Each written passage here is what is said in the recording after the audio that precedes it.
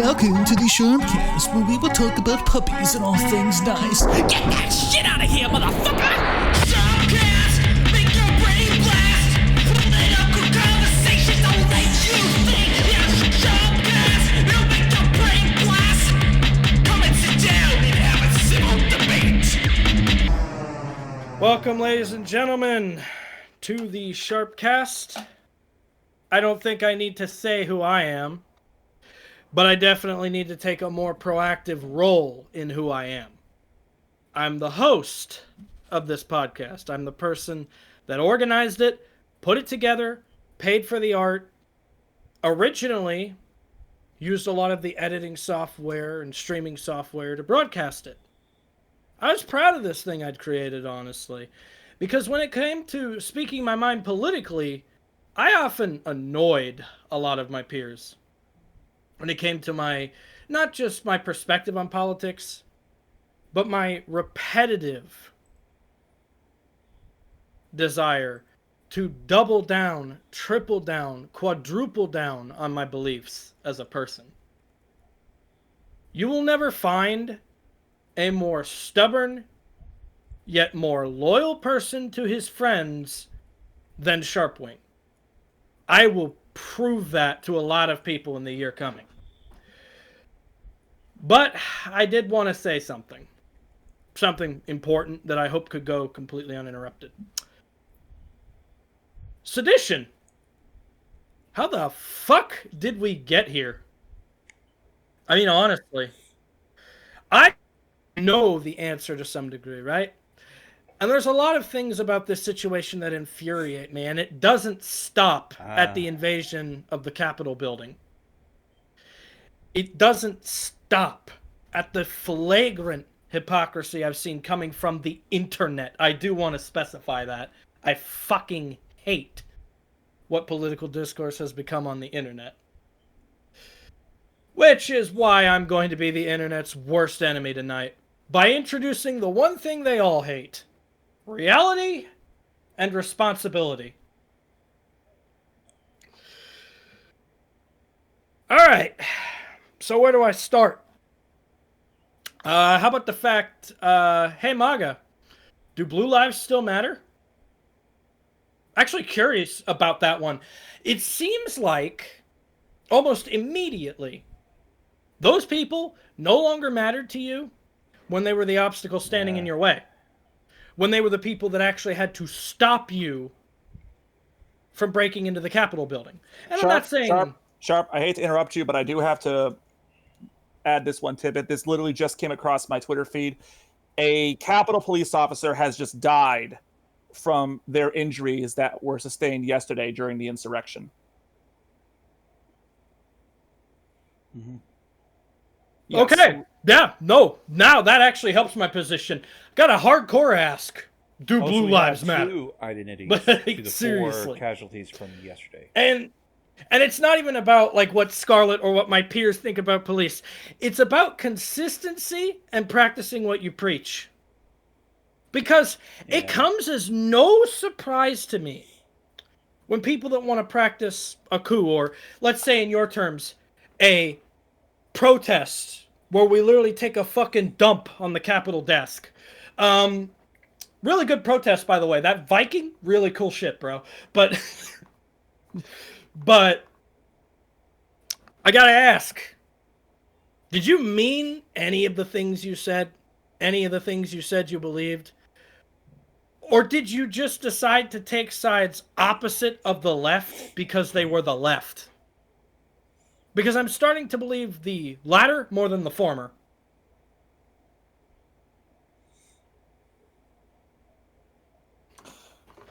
Let me try to answer that for you guys. Okay, so first of all, let me just say this right now. Do they even understand? All right, because I will confess to you all that this is not the show I wanted to do tonight. I was more than ready to come on here and discuss what happened in Georgia on Tuesday, because I know you may have forgotten, but we had an election in Georgia on Tuesday, in which Democrats Jon Ossoff and Raphael Warnock both defeated their Republican challengers. which means the Senate is now at a 50-50 split, and with Vice President-elect Kamala Harris being the tiebreaker, it will be a 51-50 Democratic majority, presumably.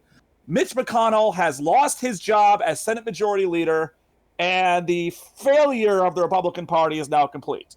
And I was prepared to come on this show and just basically laugh for 2 hours at the GOP losing 2 Senate seats in one of the reddest of the formerly red states. Oh, no, So- yeah. I'm here to join you on that laughter with some peach Yeah. panini. Yeah. Oh, absolutely. It was great. And I wasn't even going to really bring up what was scheduled to take place yesterday, because the certification of the Electoral College ballots is purely a formality, and it was a rather surreal that I found myself staying up until 4 in the goddamned morning watching Joe Biden win this election for what feels like the 46th time, and sitting there and listening to Republican members of the House make the most asinine arguments possible, and watching Josh Hawley up there, who earlier gave a little fist bump in support to these insurrectionists, give his little brain-dead speech with Mitt Romney standing right behind him, looking like he wanted to actually physically hurt this man. Oh, and by the way, Josh Hawley's book deal just got canceled, and he's wanting about it on Twitter as we speak. Well, hey. Yeah. So, right. 2 things I want to say, because this applies to everybody. Yeah. When Wait, you had you're a book going deal to about this break fucking the shit? law, Did he plan this? expect there to be consequences. Like, for anything, right? Even, like, yeah, not even just because of skin color, just generally, right? White, black, it doesn't matter. We all apply under the law. Some of us Well, not apply just differently, because of but in a skin color. situation like storming the Capitol, seems flat out they're going to shoot you no matter who you are for that. Well, we thought they were, but They shot That's a not- lady. Yeah. About They did. the response from the security on hand and everything. There's so many points here that I would want to say about how it all fell apart. And the biggest and the most glaring one that we can have is the fact that the kind of response that you would have seen that we would had against like Black Lives Matter when we had that demonstration outside the on the mall and going towards Lincoln Monument, we had 4 rows of men in full riot gear, uniform, ready to defend a statue of one of the most beloved presidents of our union, of our history, against black people.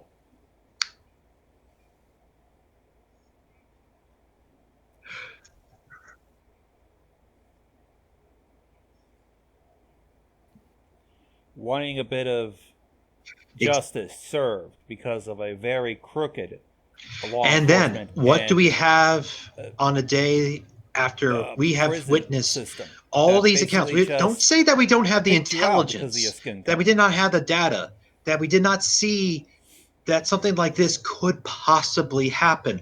For days, for weeks on end, the Proud Boys made their announcements that they're going to start shit, that they're going to run shit, that they're going to hurt people if they can. It's actually pretty funny because the Proud Boys were ahead of the curb.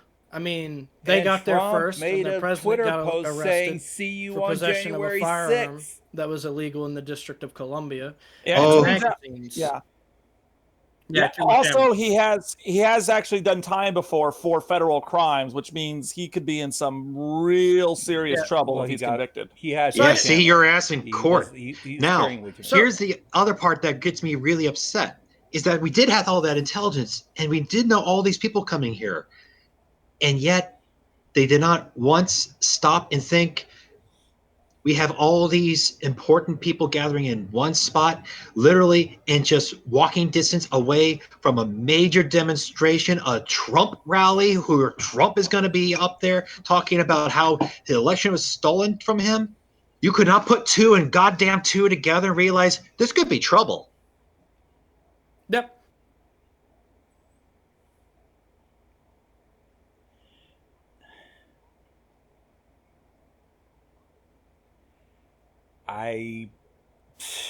And hell, there were some media postings where it got even worse.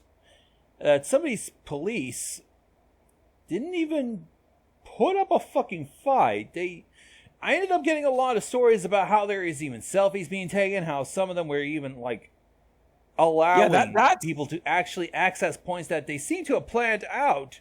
I mean, that's one of the more disturbing aspects about this. That's not going really reported all that much. Is that there was a modicum of planning to this. Okay, you have people scaling the Capitol building's walls with ladders. The office of the Senate parliamentarian was ransacked, okay? And that's not like an office that you can know if you're just casually walking around the building. It's not like you could be an average Joe and walk into the Capitol building and find the office of the Senate parliamentarian. No, you have to know where that is. Yeah, it definitely feels like the people that stormed the Capitol building had planned this for a while. Yeah, and also, we're also getting I've seen some rumors as well as ancillary evidence that there may or may not be possible foreign elements involved in this, specifically Russian elements, because there is some ties between the people who were present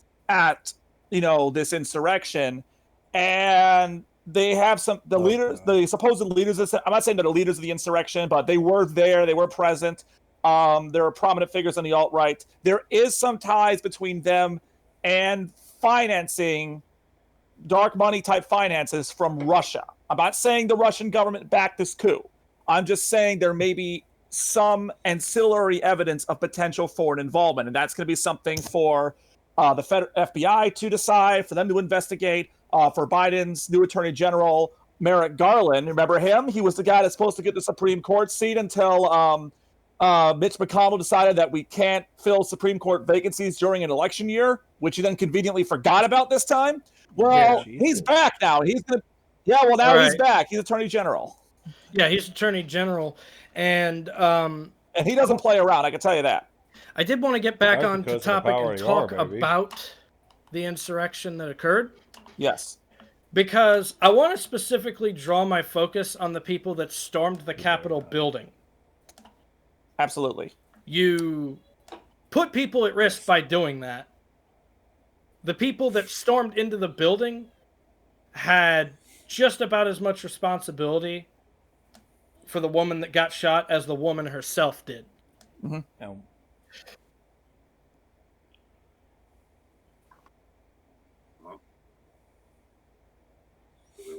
Yeah, no, they're wrong. Yeah, we did learn that the woman who died, she was already profiled as a MAGA supporter. Yep. She is a 14-year and she was a veteran, QAnon believer. According to KUSI. She was a QAnon believer. Diego. That's why she was there. And that's why she was there. As far as I know. That's as far as I know. I have no idea how she died. This whole thing was just such needless death. That's the thing that bothers me the most about all of it.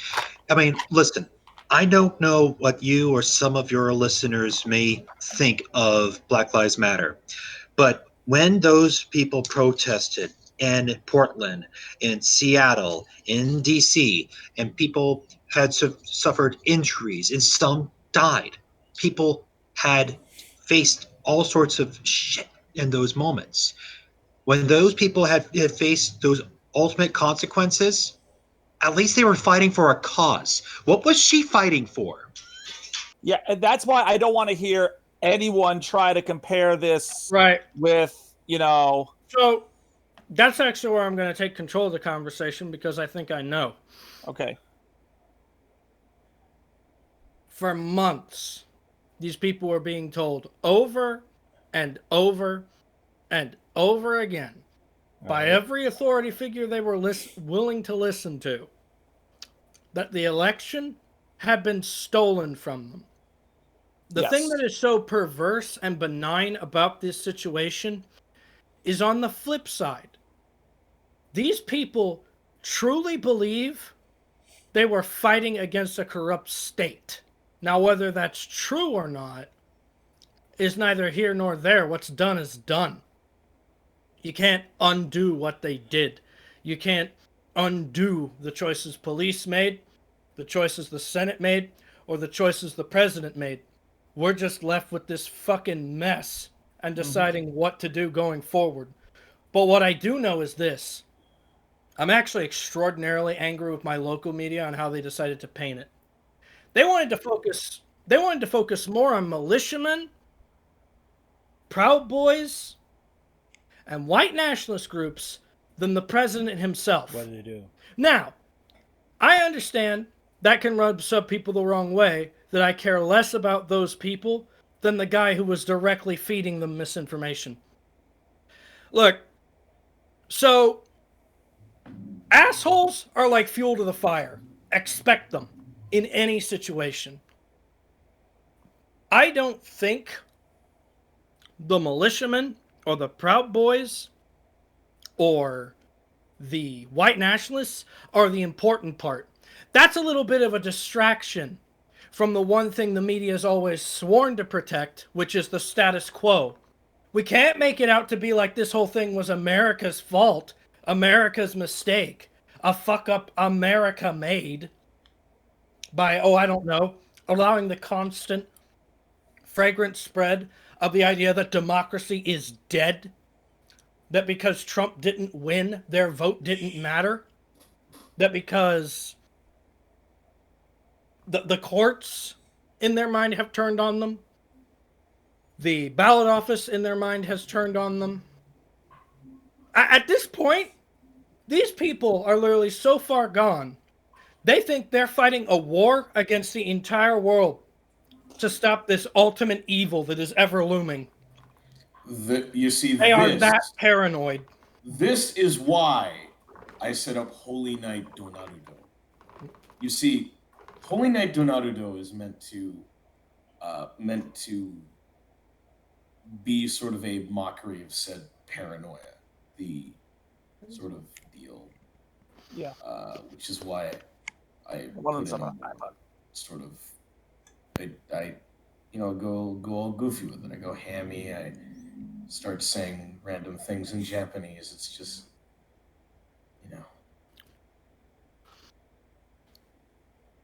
I think the biggest thing and the biggest mistake we constantly make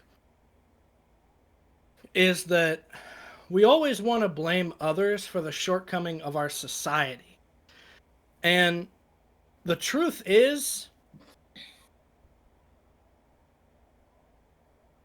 there's plenty of us that have done a lot, and there are many of us that have not done enough.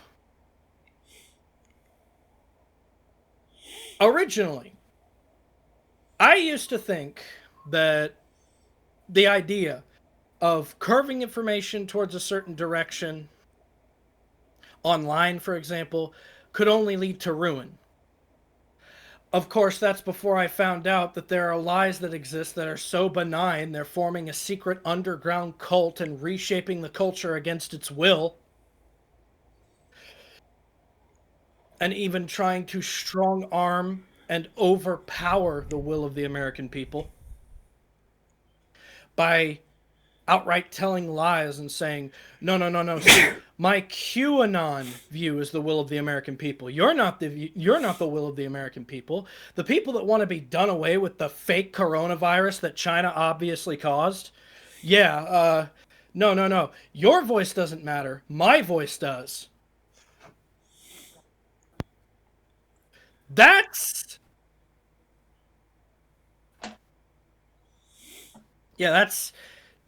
no, we've heard it. We've heard it time and time again. Fuck, when Helios was just sitting here talking about how Russians put hits out on our troops, there was one person just fervent, adamant in defending the idea that did not happen.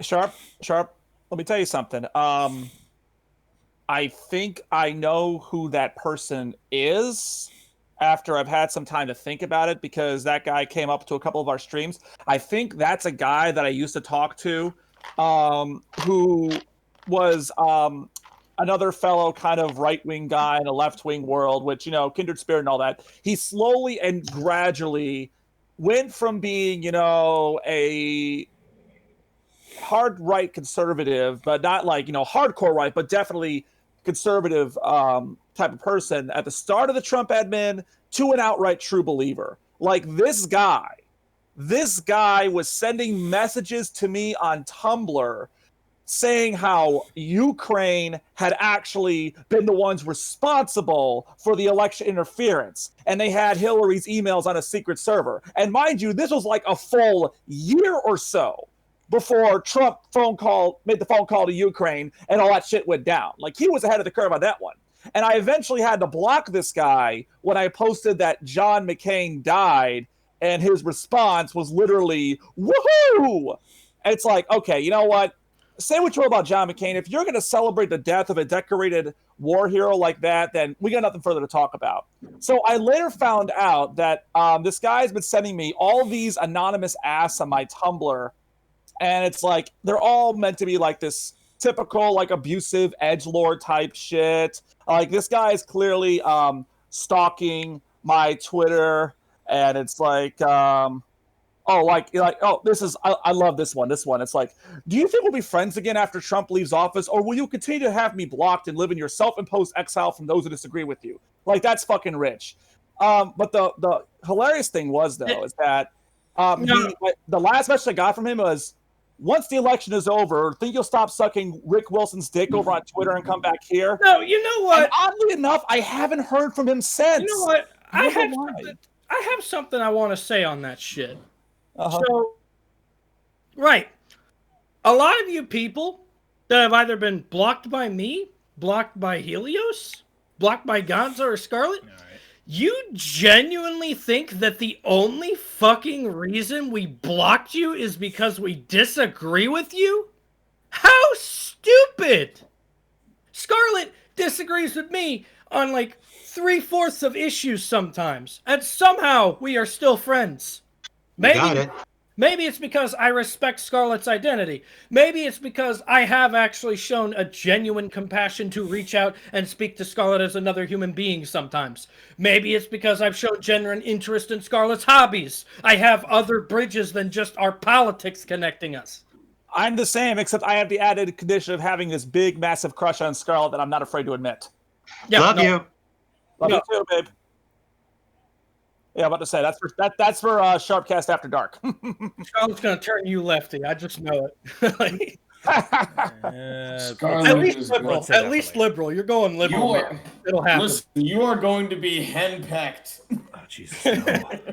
Anyway, but yeah. To get back to so to go back to what you said earlier about people lying. So there were a couple of things that happened last night during the certification that stood out to me. One of them was during. I want to paint the scene here for those of you who didn't stay up to watch. I don't blame you, because again, I was up till 4 a.m. watching this ceremony that I would not have had any intention of watching otherwise. I'm a soldier.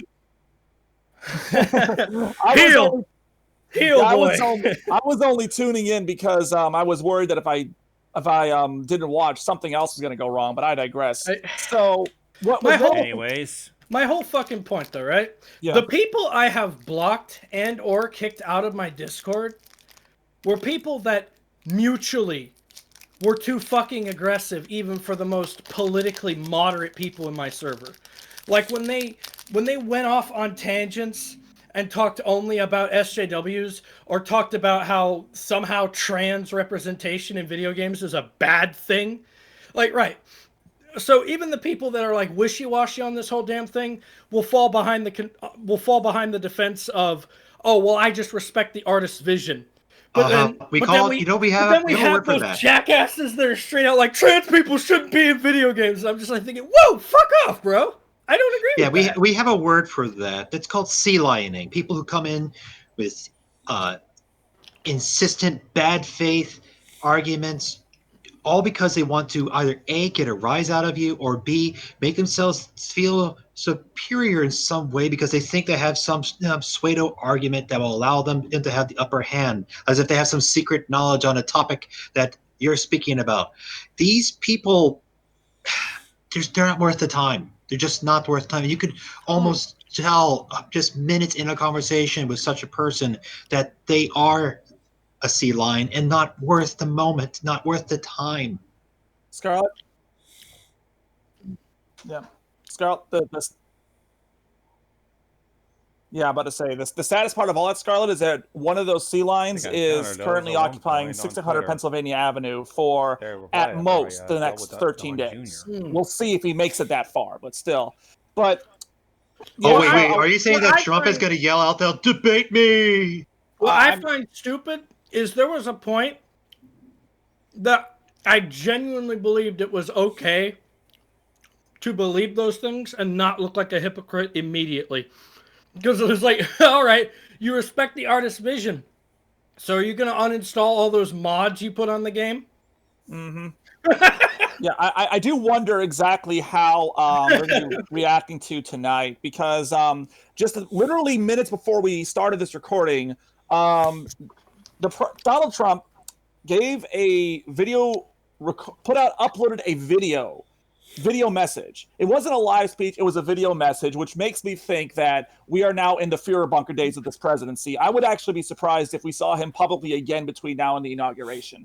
I would really be surprised. I know he's not going to Scotland, because I know he wanted to fly to Scotland for like a little, either a golf trip or a head start the day before the inauguration, and Scotland told him, yeah, fuck off, you're not coming here. So, yeah.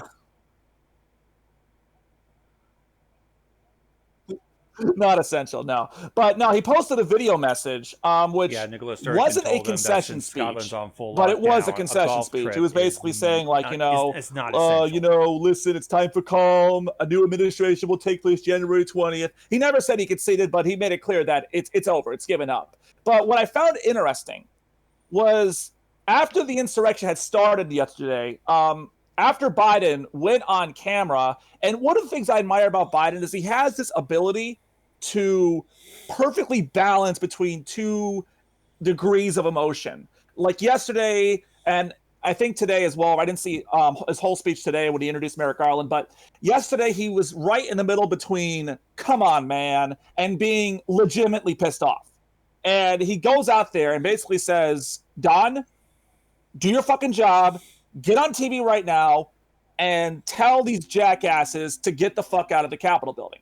He didn't say that word for word, but that's the general sentiment.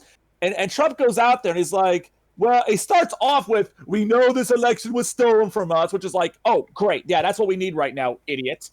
And then he says to the people, to the, again, armed insurrectionists who are inside the fucking Capitol building, who have already endangered the lives of the vice president, the Speaker of the House, the Senate Majority Leader, and just about every single member of the legislative branch that was present at the time. Trump says to them, we love you, you're very special, now go home.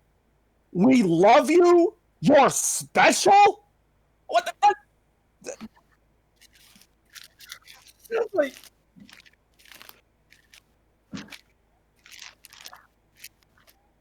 the people who took a podium from the floor, like, someone who invaded Nancy Pelosi's house and stuck his feet up like he's home, and some people who chipped away at the sign to now her that I office think about it, that sounded like some kind of Trumpian episode of the Care Bears. Listen, man, this isn't fucking Barney and Friends, okay?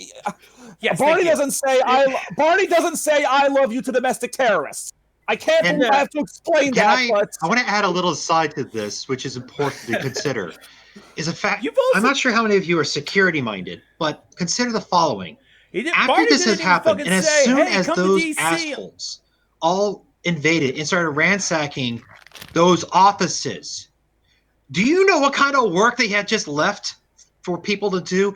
Every single one of those computers, every single one of those files, every single electronic in that whole building is now considered compromised. That means security detail are going to be spending weeks, if not months, looking for bugs, looking for their malware, looking for all kinds of things, because you don't think our enemies would have looked at this and go, there's a lot of chaos happening at the Cap building. Maybe this is an opportunity. Like, what is it? What is it like?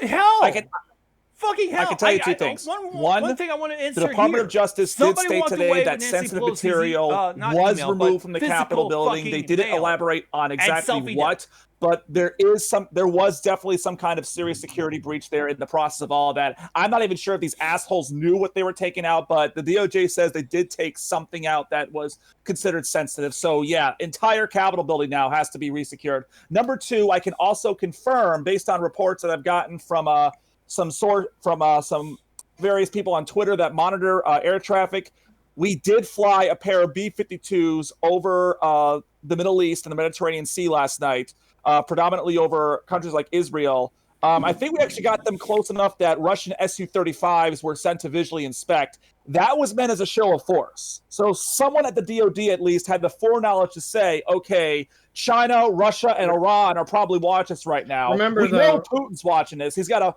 I'll tell you right now, Putin last night, he had his pants around his ankles. He had some caviar in one hand and a cocktail in the other. So we've I know for a fact that we did send a couple bombers out to the Middle East last night as a show of force, as to say to everyone, listen, we got some problems right now, but don't try anything stupid or we'll bomb you into next week. Yeah. I did want to expand on that because I find it ironic that all this security breaching and stuff like that, this blatant disregard for national security will come from the same people that say Edward Snowden's a traitor for informing us that the government was spying on us. Yeah, like, I mean... and this is what I'm talking about, just fucking bedridden with hypocrisy, and it's clear to see. I mean, honestly, it's I mean, to go back to what we said earlier about Black Lives Matter, you can say all you want, like, oh, you're making it about race, whatever. Bullshit. What happened yesterday proved that they were right about everything, okay? What? When Black Lives Matter... Proved what? What happened yesterday proved that Black Lives Matter was right about everything that they said when it came to how police treat these kind of things. When Black Lives Matter held a protest in the Capitol, they had like a fucking mechanized battalion there on the streets ready to go. So let's not pretend what would have happened. If this was a horde of black protesters rushing the Capitol building, there would have been machine gun fire. If it was a horde of Muslim protesters, there would have been fucking drone strikes. Okay? But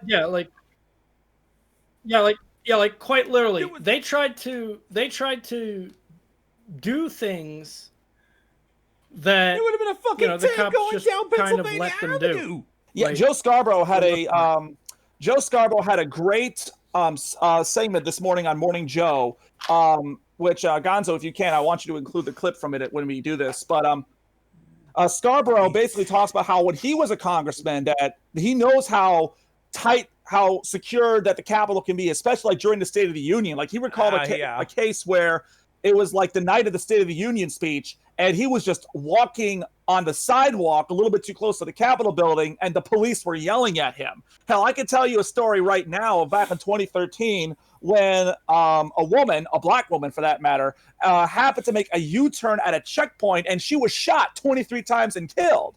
But you have these insurrectionists. I refuse to call them protesters. Like, look, if you show up to the rally and you hung out there and you sang, you chanted, and you didn't go in the Capitol building, fine.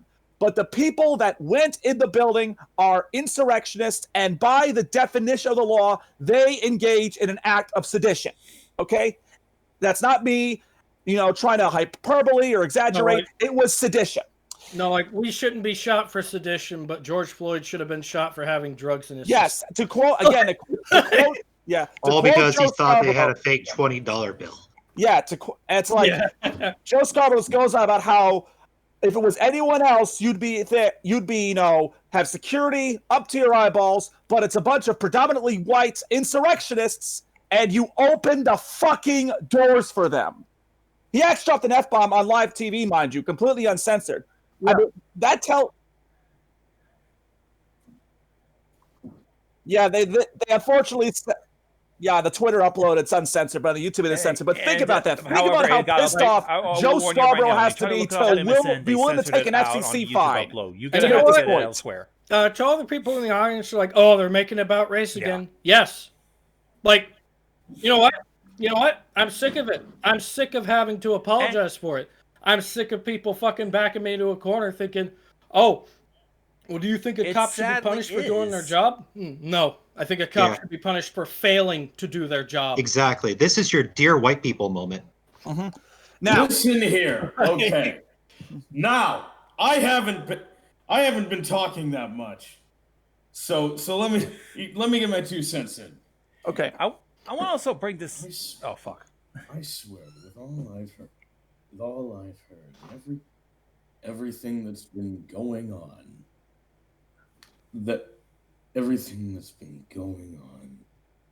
I honestly, Something happened.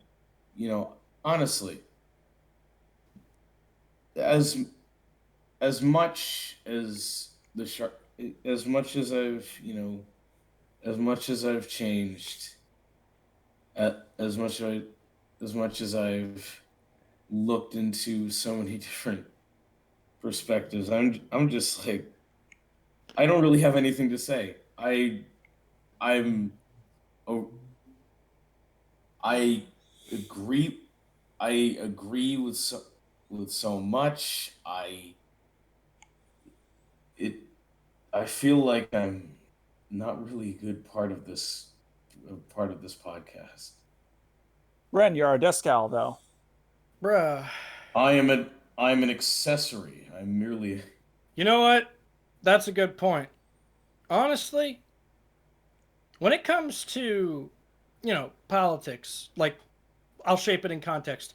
Having the power to change the conditions of your life, what are the issues that matter most to you, Ren?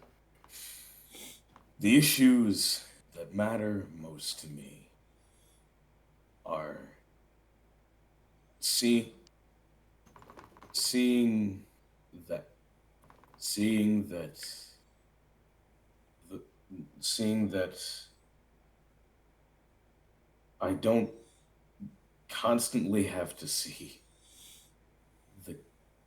the chaos of homeless people in the streets than a bunch of entitled SoCal bitches going, can you not, as my state falls into further ruin as more and more people get angry. More and more people get angry, rightfully, to see justice unfold. I know it's very local. It's very local, and I should expand my horizons. Ren, let me tell you this. When it comes to politics, local should always be the priority. Mm. Okay? Absolutely. For me, a lot of my political activism began and still is very local. I had always been concerned about Virginia as a state as a whole, about its future, how it's going to go. And every year for many years, I was concerned that it's just going to become further and further gentrified in certain sectors, and people are going to be pushed further and further out to the margins. And we're still facing that as a problem in many places, but we also changed the face of Virginia. Virginia was a red state. Let's not kid. It was. And in my lifetime, as a child growing up, being a teenager, and then being an adult, it had shifted. It shifted because demographics had shifted, but not just demographics had shifted, but those people actually got engaged in their local politics, cared about what's happening in their towns and their cities and their counties, and did something. They got up. Those wins that helped flip my state from its mauve purplish that has been for the same for nearly 20 years into, frankly, a blue state did not happen overnight. It happened because of lots of individual activism. And right now, with what we had seen happening in our nation capital, to get back to topic at hand,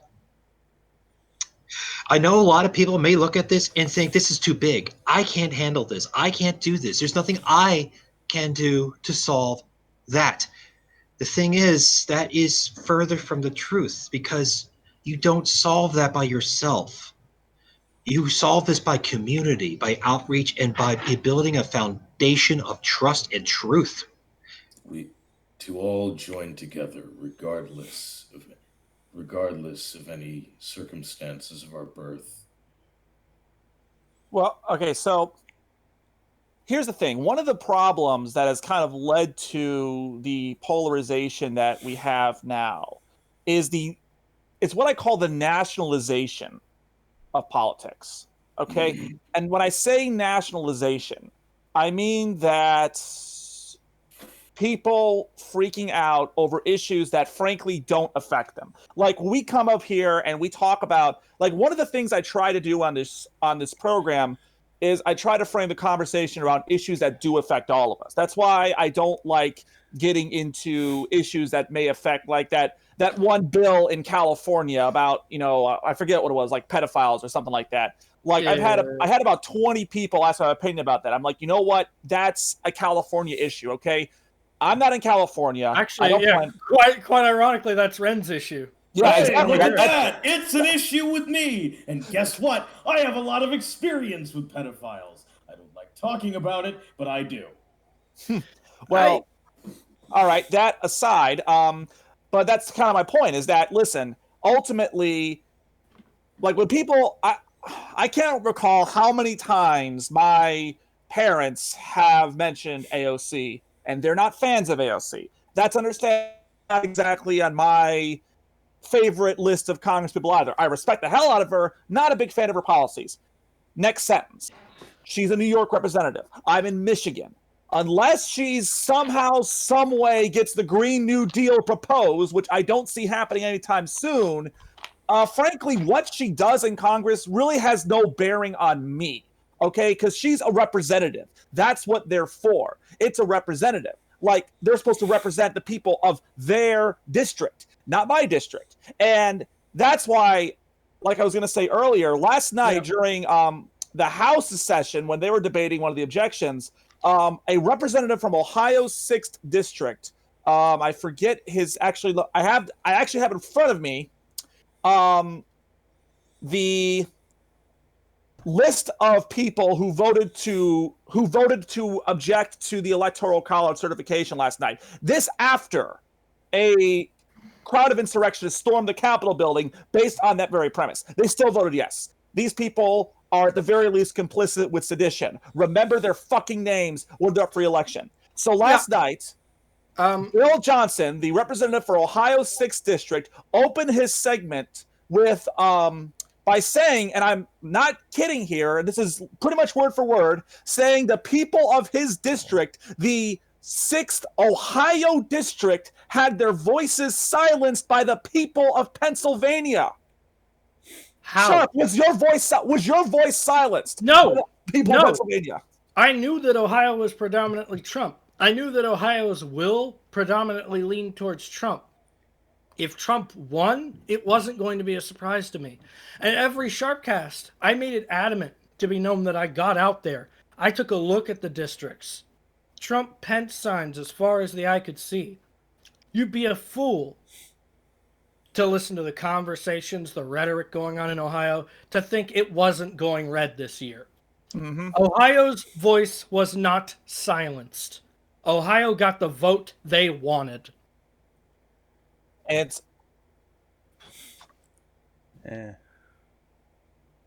here's the problem.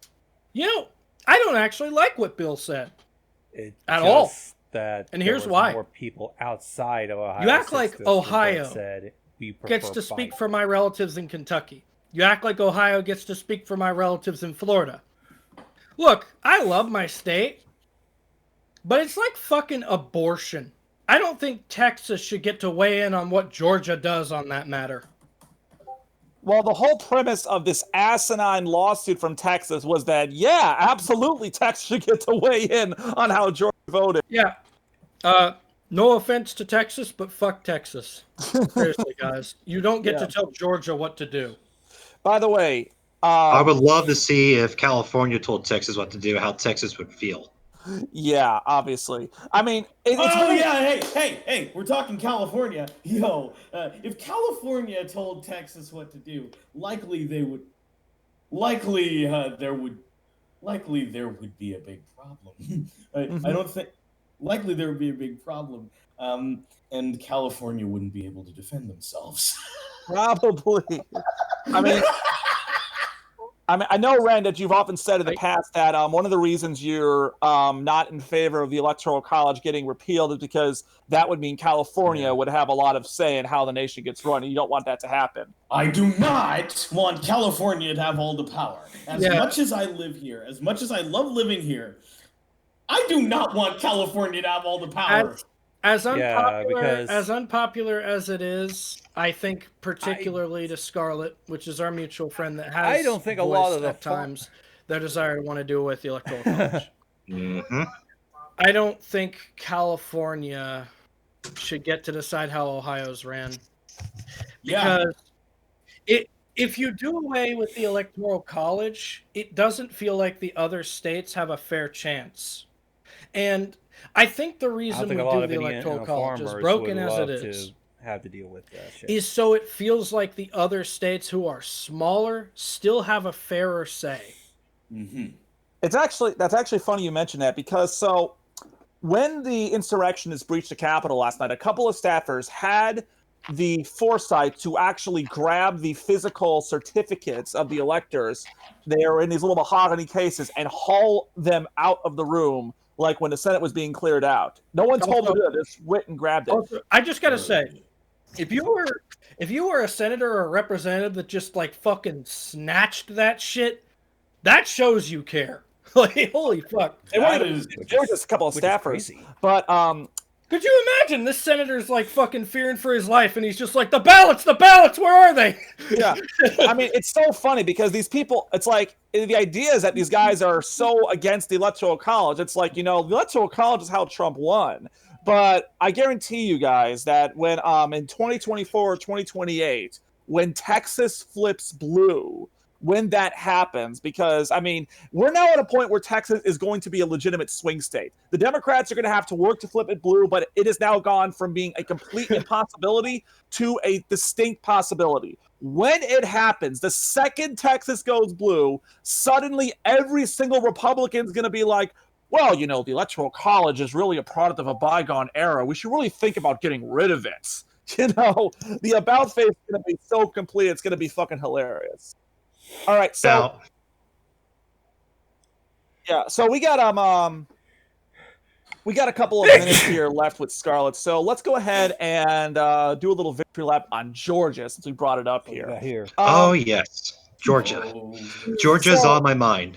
Georgia's on all of our minds right now, and I have to admit, as fucking pissed off as I still am about what happened yesterday, I still just want to break into laughter at this because it's fucking Georgia. You're the Republican Party. Georgia's supposed to, you lost 2 Senate seats, and Trump and you lost it.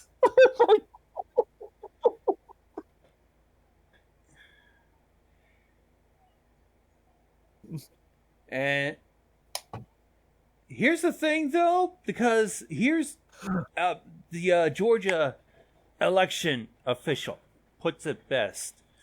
Trump pretty much is the reason why this happened, because Kelly Loeffler and David Perdue did was, barely much, especially Perdue because he sadly got COVID and couldn't do very much more campaigning. But they tried to do some victory rallies, but all they did was you would think that by Kelly 2021, Republican candidates would have figured out, don't hold the Trump rally, because every time Trump has had a rally for some candidate, whether for the House, Senate, whatever, it's always about him. The candidate in question gets maybe like 5 minutes. Now, in this particular case, Loeffler was a fucking weak candidate. Like I've heard from people in like the Lincoln Project and other groups that actually do work down in Georgia. And even for like Georgia politics, Loeffler just did not have it. Okay, she was radical Antifa Democrat Warnock. But Yeah, that's all I she know. could do. That's all she could do was fucking spin. Like, that's all right, literally- so people are dumb monkeys, but they're not that dumb, right?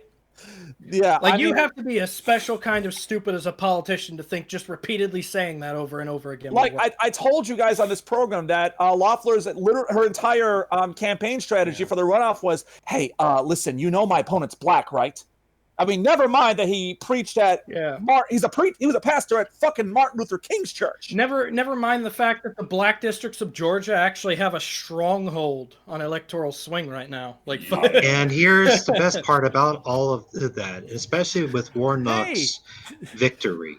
What I absolutely loved was that when you see when people get organized on the local level, votes turn out.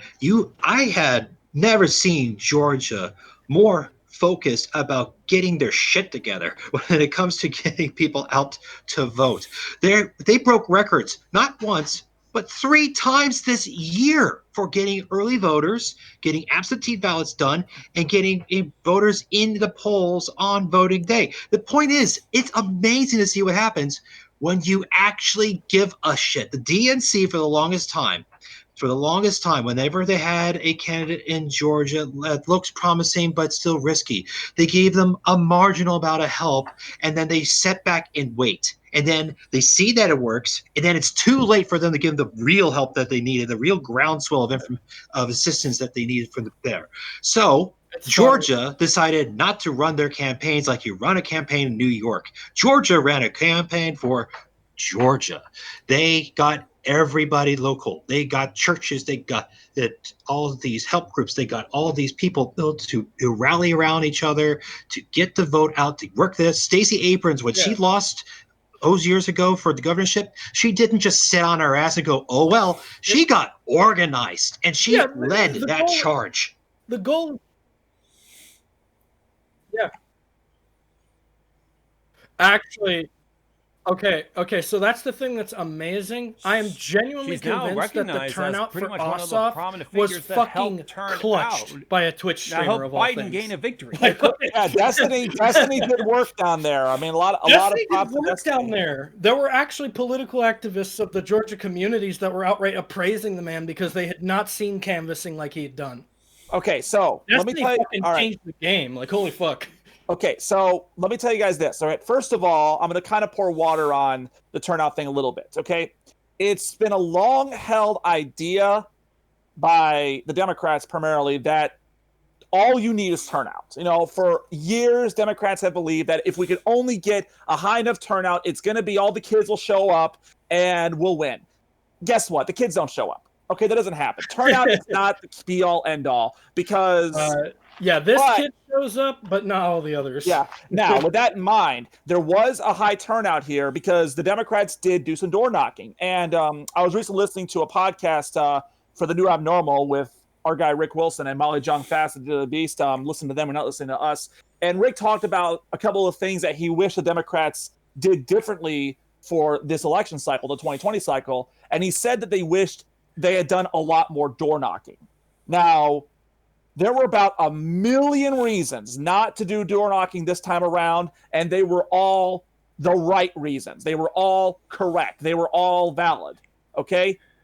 1 through 1 million, by the way, being that there's a fucking pandemic, okay? That's valid. But door knocking works. The Trump campaign went out, they door knocked, and they were able to keep their candidates, at least the down-ballot candidates, above water and hang on to the House, and that's why we had to go to a runoff just to get the Senate majority. Yeah. Now, it didn't save Trump, mind you, but he was beyond saving at that point. But one of the things the Democrats did do for this runoff is they focused more on door knocking. Now, I will also say that while there was a definite depression in Republican turnout, and that is precisely because of what Trump said, where, well, he didn't outright say boycott the vote, but he didn't discourage that either. At least not until it was too late. And for all the hand-wringing Mitch McConnell could do, and for all the times he would grit his teeth and say, Don, you're really fucking me here. Fun fact, There was...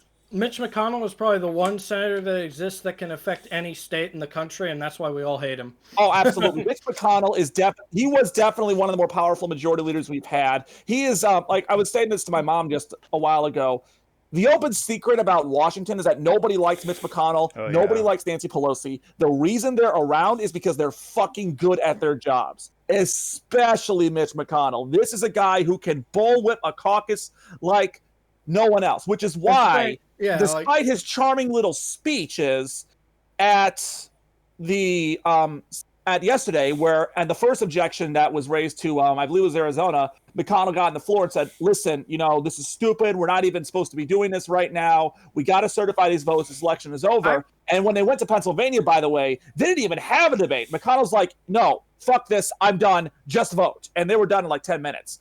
But despite that, he could have stopped this. All he had to do was go up to Josh Hawley, go up to Ted Cruz, and say, listen here, you little shits.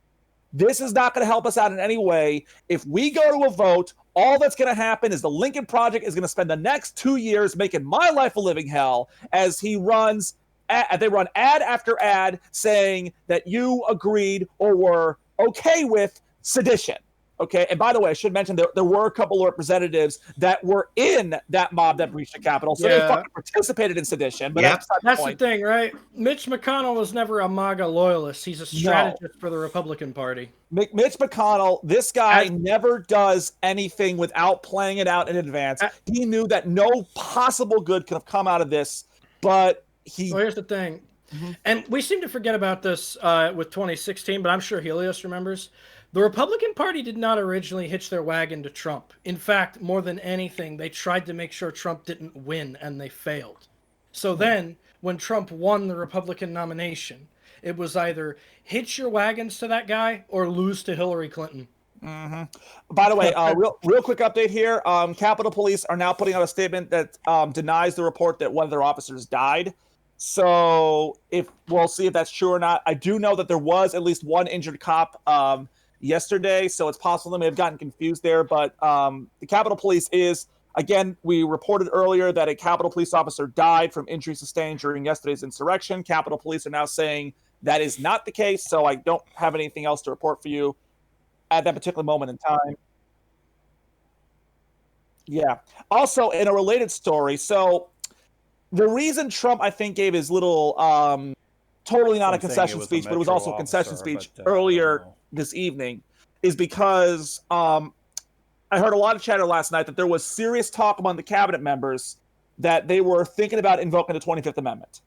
And this morning, a couple of prominent members of the cabinet, such as Chief of Staff Mick Mulvaney and Secretary of the Treasury, Transportation rather, Elaine Chao, who also is Mitch McConnell's wife, tendered their resignations. So, and articles of impeachment have been drafted by the House. As of half an hour ago, a tweet, this is from Representative Ted Lieu. He is not sure which district he is. I think he's from Hawaii. Ted Lieu tweeted out that there are currently 112 members of Congress who are co-sponsors of the articles of impeachment. And Nancy Pelosi made a speech earlier today where she outright said, she outright told Mike Pence, if you don't invoke the 25th Amendment, we're going to impeach him. Now, yeah, absolutely. So my guess, I'm telling you right now, I'm going to give you, this is one of the rare times where I'm going to tell you all something that isn't factual. This is purely my conjecture, my opinion. So he's either fucked I think the reason Trump went out and put out that little speech where he didn't say he conceded, but he totally conceded, I think someone went to him, possibly even Mike Pence, because apparently Mike Pence, he is not happy with Trump after all that's happened this week. Someone, possibly Mike Pence, went to Trump and said, okay, Don, here's the deal. You're going to go in front of the camera. You're going to give this speech. You're going to concede this. You're going to tell them to stop all this bullshit. Those people that you said you loved yesterday, you're going to call them thugs and criminals and terrorists and say that we're coming after them. And if you don't, we're invoking the 25th and we're throwing you out tonight. That's my opinion. That's my conjecture. I don't know for sure that's what happened.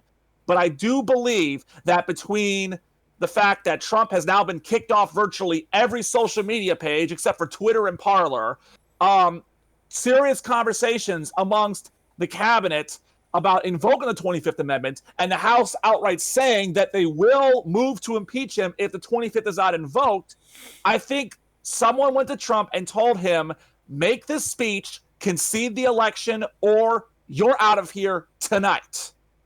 And just quick sidebar, by the way, invoke the 25th, okay? Just do it. Get this guy out of here today. If you are banned from Facebook, if Facebook doesn't trust you enough to have a page on that website, you should not be in charge of the nuclear launch codes. Okay, I don't know if that's a radical position or anything, but I believe that if you can't have a Facebook page, you can't have the football. I'm just saying. Well, he wouldn't be if we kicked him out. All right, Scarlett, I do believe that you are out of time. Do you have anything more to add for us tonight, my dear? Right. I would say, importantly, to anyone who's thinking, but why bother with the impeachment for Trump when there's only so few days? What's the point? The point is simple.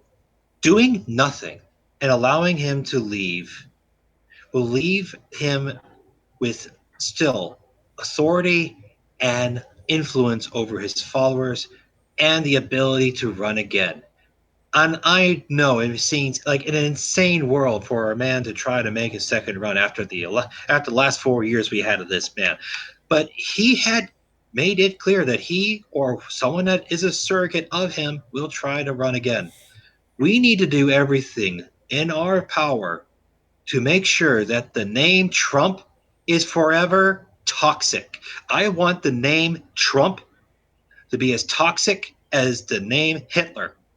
I'm not mincing my words when I said that. And I know some people may just had their cockles raised and they're clenching his pearls, but I don't give a fuck. Trump is a fascist. End of story. Let me try to rephrase that to a more an example. Make the name Trump as toxic as the name McCarthy. Joseph McCarthy. Uh-huh. McCarthy? That would be him. That Joseph McCarthy. That guy. The thing that was all about. That's what I thought. The thing that was all about. Is he the guy that instilled McCarthyism about the whole shebang of? And wound up just being, we're going to put you on trial for your opinions. Yeah, this is a guy who basically bullshitted this country into a wave of paranoia and restrictions on civil liberties that surpassed even the Patriot Act. Literally, McCarthy was a fascist. Like, there's no question about it. McCarthy, in terms of senators, McCarthy was the worst of the worst. And with that, I need to say goodnight. All right. See you tomorrow, Scarlett. So, I really appreciated Scarlett's input and the fact that they were able to be here. I did too. Big thing. There is an olive branch or an upside.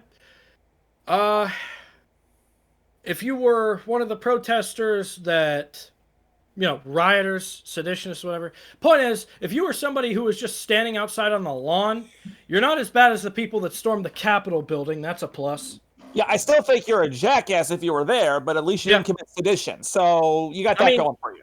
You were a jackass if you were there, but if you were in a certain proximity, you had a right to be there. At that point, you're doing what's appropriately acceptable.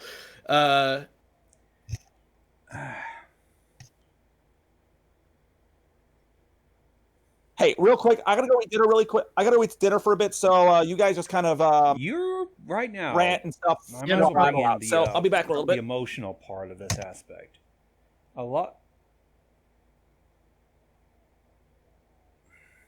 Yeah, there we go. Gotcha. Let me bring you to the emotional part of this, because right now, a lot of you guys who decided to really follow the orders of this crazy maniac, right now, you are not liked in the public eye a lot. Because, let's face it, a vast majority, even though they try to Let's silence see. you Let's and see. say you're not Let's see. valid, which I think they did. I Yeah, think I think Arizona which got their states ended up electoral getting college. like Were there which really states states ended that up got having their their electoral college votes votes out? tossed out? I know Arizona did.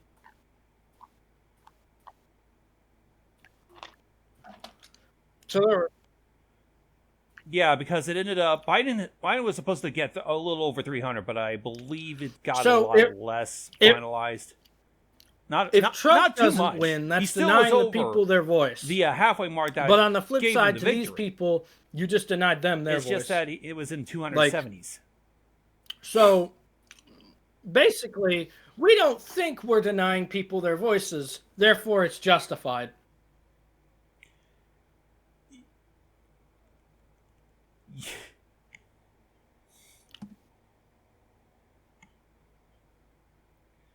But you trying to do that with taking all of your guns and all your Call of Duty cosplays and inflicting damage to such a very recognized and not even recognized, the actual fucking federal building that makes your laws and whatnot, you're still not being favorable. Because I ended up spending, after when this ended up happening, I went down and deposited money to my PayPal. And I come back to this whole fucking shit. I scrolled through Twitter for hours on end. And many of the people that I follow would not have been involved in politics very much. Or at least I never saw them get involved on this such a grand level. They were severely upset. And I got people as far as Australia voicing the opinions of like, what the fuck are you doing? Fucking...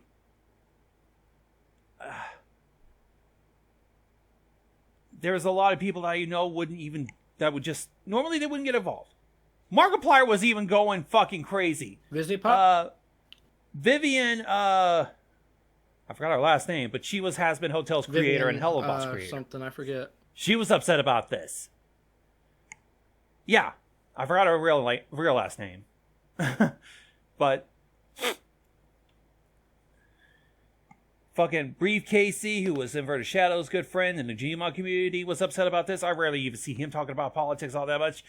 You guys ended up doing this crazy ass shit because you were following the orders of a very now unstable president. You know, to try to get brownie you know points what? and say, some of you here, we're this is what proving really that he pisses won me the off. Some of election you by are what? smarter than Trashing that. the fucking There are those House of you of that are on my Representatives, level of threatening intelligence, people. right? There are those of you that are on Helios's level of intelligence, Gonzo's level of intelligence. And we're not just talking about school education, right? We're talking about common sense. We're talking about the way you Probably my calculate level, and think too. through I'm situations only a high and school scenarios. education guy. But there is one fundamental flaw that all of us have that you also have. And that's letting your emotions get the best of you. There were plenty of you that only voted Trump because you wanted to prove the left wrong. You wanted to prove the people that were acting Yikes. quite awful towards you long before you'd voted for Trump wrong. Yeah. Yeah.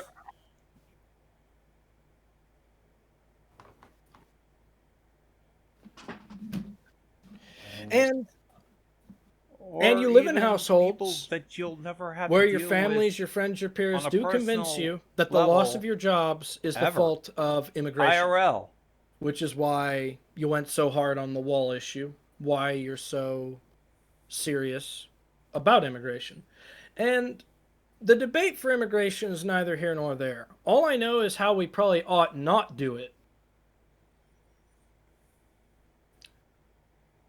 Which I feel at this point has been talked so much to death you'll just roll your eyes if I say it again. But you know that that's probably not how we should be doing immigration. You know that that's probably not how we should be handling and treating people just for coming here the wrong way. Like, let's look at the severity of the crime.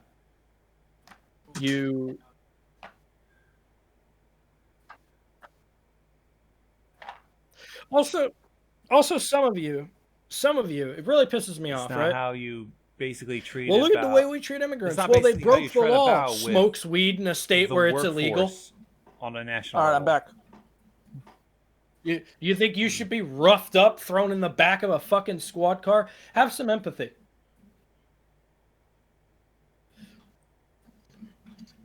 It's just Well, and you better. The It- police. If They you're aren't as vulnerable racist as and you cops think. decide that day, They're hey, not going I after want to black fuck people. with this person to get my kicks. They go after anybody with a Uh, baton. They don't care if you're black or white. ACAB, right? That whole Correct. position, that super, super unpopular position with a lot of the internet. yep. Yeah, I will remind our progressive listeners that ACAB, defund the police, that's political poison right now. You run on those messaging, you are going to lose elections. Okay? I know you don't want to hear that, but that message, defund the police, political poison. Don't That do being- it. That being said, there actually is a way you should do But it, here's the and I thing. think it'll be a way that a lot of online progressives find satisfactory. So, there was a guy, Wayne Radio TV. He made Half-Life VR, but the AI is self-aware. Really good stuff. Really entertaining. Surprisingly, it was progressive work, and I didn't even know it. Because most of the people on his staff, or most of the people on the cast for this improv series that was fantastic, were either transgender, LGBT, or of minority descent. And here's the beauty of it, right? People are right. You don't have to virtue signal to represent this shit. Just do it. I'm tired of beating around the bush, and I wish Twitter would stop going, we need to have more black people in this. We need to have more... Just let more black people get Just in it. fucking Just do do it. it yourself. Do it yourself. That's what I keep saying. Just fucking do it. I do it. I'm doing it right now. So am I. I mean, Yeah, it's a he's miracle right now. I think that, only like the it's a fir- miracle right now he that might be like Warnock is elected. we haven't had a was whole lot pretty of black much senators. The Let me first actually black the number for you senator right now. we've had in what ages? And you know, here's my thing, right?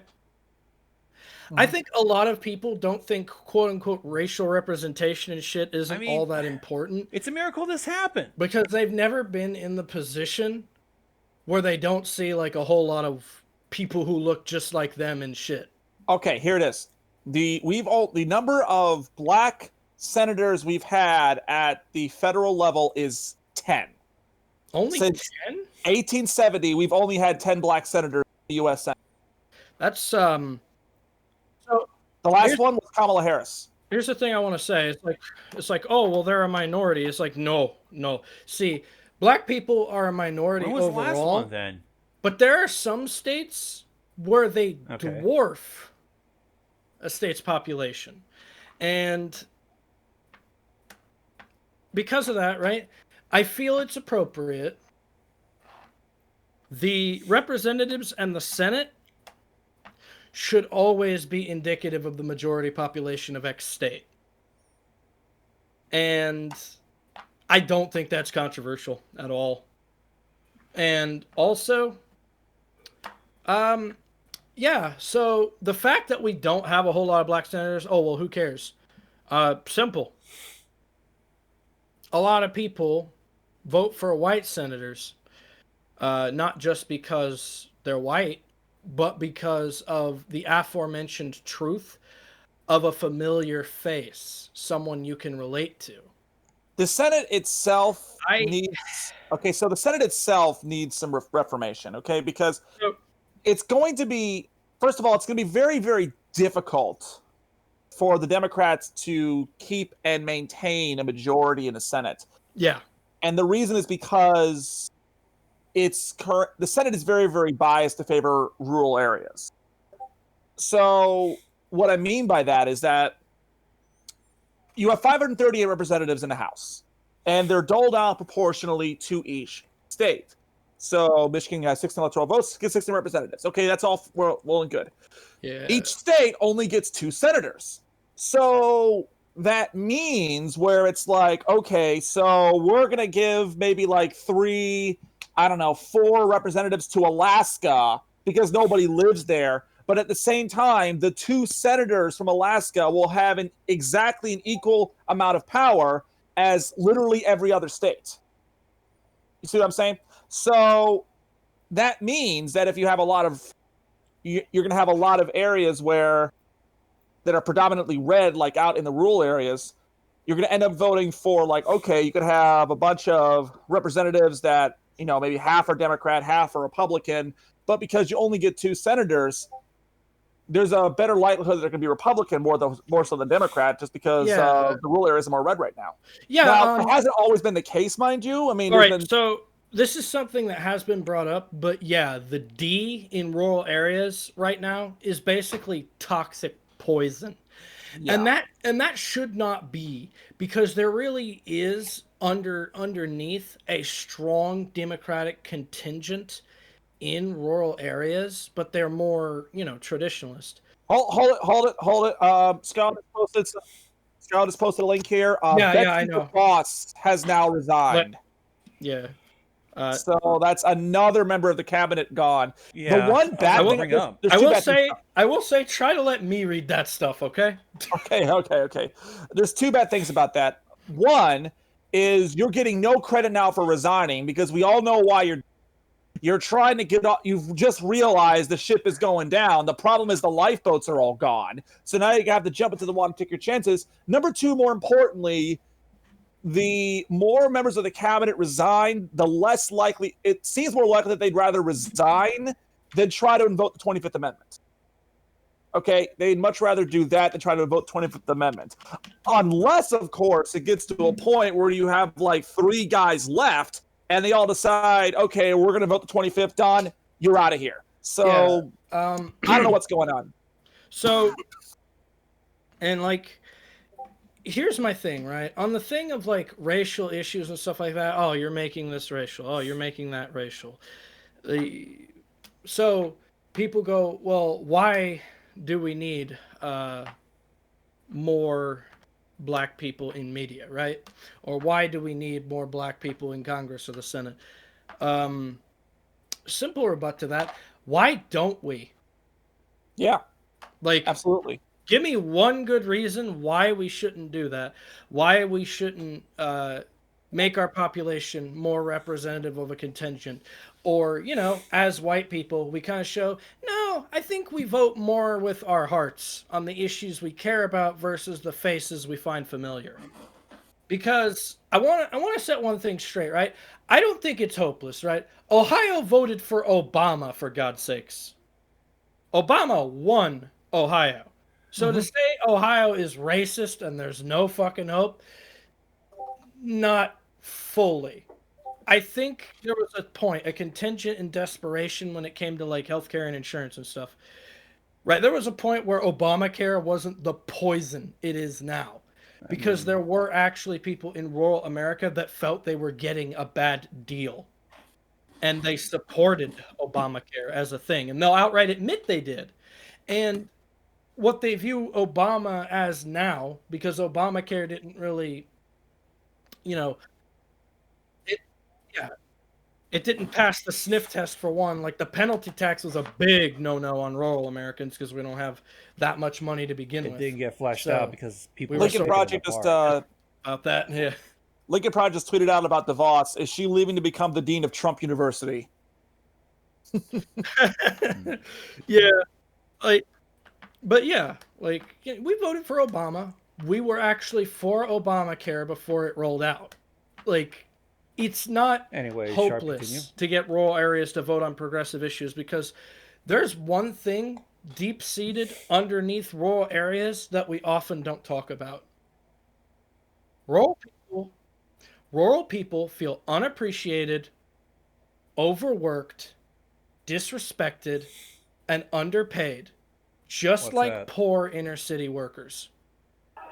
The only difference is they've been taught and raised not to complain about it. Not to say, yeah, this is the problem. This is wrong. I should do something about it. Why?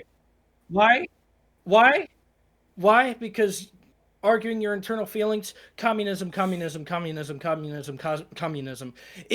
Follow up It your is aggressions and cancer emotions in and rural failures. America that we won't talk about people going to fucking steel mills to work for the Japanese and die in this state in particular. And they're disrespected by their employers. They're yelled at. They're treated like garbage in already hazardous situations that should be illegal, but for some reason still exist because these conditions or this factory or this company is crucial to the state's infrastructure. I know, right? Complete and utter garbage. But that's the position we find ourselves in. And oh God, it was like fucking pulling teeth to argue for a stimulus until people were desperate. Like, no, I'm not getting a free handout. I'm not taking a free handout. Yeah. And I tried to tell people, view it as a tax rebate. All that wasteful spending they're doing, all that wasting of your money, all those times they didn't represent you, consider it a monetary compensation for that fuck up. Because that's what I consider it. That's why I don't mind the stimulus. That's a little bit of a long-deserved, hey, I'm sorry, please don't kill me. Yeah, don't come to the fucking Capitol building and start an insurrection. Here's some cash. Fun fact, if they'd done it over the stimulus, we probably wouldn't be having this discussion. We'd be like, yeah, burn that shit down. Yeah, I mean, honestly, I mean, think about it. They passed that stimulus bill. I mean, like, if the video Trump posted tonight, if he posted this like 2 months ago, we wouldn't be having this conversation right now. That's number one. Number two, if they passed the stimulus, then yeah, I think people would be a little bit more chill.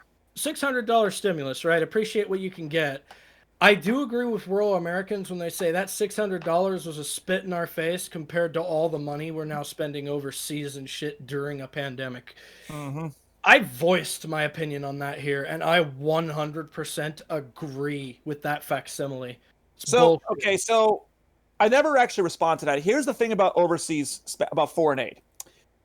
Foreign aid is one of the things that it's one of the things that often gets talked about and is thrown around as a political prop, but it's a bit more cut resistant than you would think. Okay, like take for example the budget for NASA. NASA's frequently gets whittled down to virtually nothing. And it's not because people in DC are absolutely, annoyed or loathsome of the space program. They're actually rather supportive of it for the most part. Mike Pence was a pretty big fan of it. Trump, when he could be bothered to give a damn, was. But it's just that NASA is part of the federal budget that can be cut just because it can be cut. Like, no one's really going to raise that much of a fuss outside of maybe a couple of districts if the budget gets slashed. I actually think it's fundamental bullshit that we could cut our military budget by half and our military would still be more powerful than the rest of the world's military. Absolutely. And that was like the big comment that everyone had yesterday with how much ease the insurrectionists got into the Capitol. It's like, we spend how much a year on defense and they could just walk right into the seat of our government? By the way, for rural Americans, every argument that they've actually given me as to why we shouldn't do that, I have a counter. Well, don't do that. They'll cut back on the troops' paychecks. Motherfucker. Anybody comes back from fucking war and they get their fucking, their bonus, their check from the military, they can own a fucking company and do. If you cut that down by half, they still live pretty goddamn well. Yeah, honestly. Yeah. Like, we spend way too much on the U.S. military, to be fair. But then, like, another argument, right? Well, what about disabled veterans? Oh, good question. We already don't help them.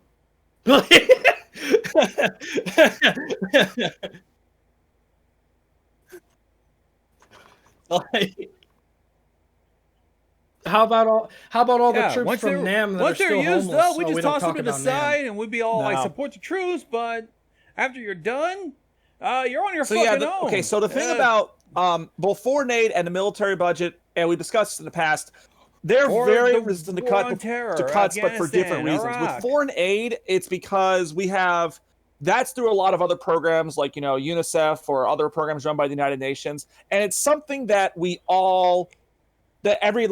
one of those things that whenever I told you guys in the past, like whenever a representative runs on a platform of, I'm going to end the wasteful spending in DC. I'm going to balance the budget. I'm going to do all this, do all that. They're full of shit, okay? Yeah. No one ever does it. It's baked into the system. You literally have to, like, for one, I think if you ever wanted a fucking cut to the budget, you would have to strong arm that shit. Like, we're talking, oh my God, that's the kind of shit you would have to politically campaign and shit like that over. Like, yeah. Because, like, and here's the thing that's retarded, right? The mentality behind budget cuts, shifting the budget, or changing the way we address foreign spending and stimulus is a fucking toxic conversation to have, especially in rural America. Because it always boils down to, you're a communist because you want to give everyone free handouts. And it's like, no. I literally think we already work hard enough. We already do enough work, and we're not compensated properly for it. And I think we could be more properly compensated if the budget went towards more appropriate things by slashing the military budget in half. Yeah. Now, actually, what I've proposed is extraordinarily generous, too, because I'm still proposing veterans be rich, just a little less rich, which, by the way, is still more than you and I will get in a lifetime. That's not unreasonable. In fact, it's the most reasonable you can be. So for people wondering just why is the military budget so bloated in the first place? It's not just because all the money is going to the VA to give our veterans pensions. I mean, that would be nice, but that's not what's going on. The reason the budget gets so bloated is for the same reason why in the stimulus bill, all that foreign aid requirement was snuck in. It's pork barrel spending, okay? It's stuff like providing hand sanitizer to all of our military bases overseas. It's stuff like having to spend billions of dollars on the F-35 because, one, it turns out building a one-size-fits-all fighter for the 3 service branches isn't exactly practical. And number 2, and more importantly, Lockheed Martin can't manage a budget worth a damn. So there's a lot of little things that go into financing the military budget and gradually adds up to a lot of wasteful spending for the military. And I absolutely agree. We've had to address wasteful spending for a long ass time. Yeah. I mean, I'll tell you right now. This is President Helios here. This is President Helios who has been somehow, some way given complete control over the federal budget, which actually only Congress can control that. So this is purely a pipe dream. But let's say this is like the year 2041 or whatever, where President Helios has passed an amendment that gives the executive control over the budget. President Helios says, okay, here's what we're going to do. We're going to take the DoD budget, and we're going to give it to NASA. Take the NASA budget, give it to the DoD. Why? Because with this budget, we're going to have warp drive by tomorrow. And as for the generals in the DoD, listen, NASA sent a space probe to freaking Pluto on that budget. If they can do that, you'll be fine. All right? You can fucking manage. We're going to get warp drive by tomorrow. We're going to other planets. This whole blowing ourselves up thing is over. Let's go. Yeah. Now, get some nice interstellar action going. Absolutely. This is actually where the lefty-style criticisms of capitalism will come in to say, well, actually, a large reason we don't do it is because of greed, and they're right as fucking shit. Yeah, I mean, everyone who always talks about capitalism, it's like, look, okay, there's a movie that I love that a lot of you guys probably haven't seen. It's called Margin Call. It's a really good movie. It's a fictionalized account of what happened at Lehman Brothers that led to the 2008 crisis. It's has an amazing cast: Zachary Quino, Kevin Spacey, Jeremy Irons, of all people. So there's one scene where these two guys are driving down and they're discussing how the whole financial world's about to come to an end, so to speak. And so one of the characters goes on this monologue and is like, look, if you want to be rich, then capitalism is necessary. The whole reason that this works is you and me, we've got our fingers on the scales and we're tipping them in people's direction. Now, if we take our hands off the scales, the whole fucking world gets really fucking fair really fucking quickly. But nobody wants that. Everyone says they do, but they don't. Everyone wants what the 1% has, but they also want to pretend like they have no idea where it comes from. And it's like, that's more hypocrisy than to swallow. So, fuck them. It kind of seems like it comes from a combination of us and then bullshit tax rebates they don't actually deserve. Like, more wasteful spending for you, Helios. Yeah. But here's what's beautiful, right? I think if people just sat down and like talked to a fiscal conservative, they'd actually find out fucking progressives and liberals have a lot in common with fiscal conservatives if they talk in the right context. Like, it's just a matter of like, one of the big differences I've found is like, fiscal, for the few budget hawks that still exist on the Hill, and they're very much endangered species now.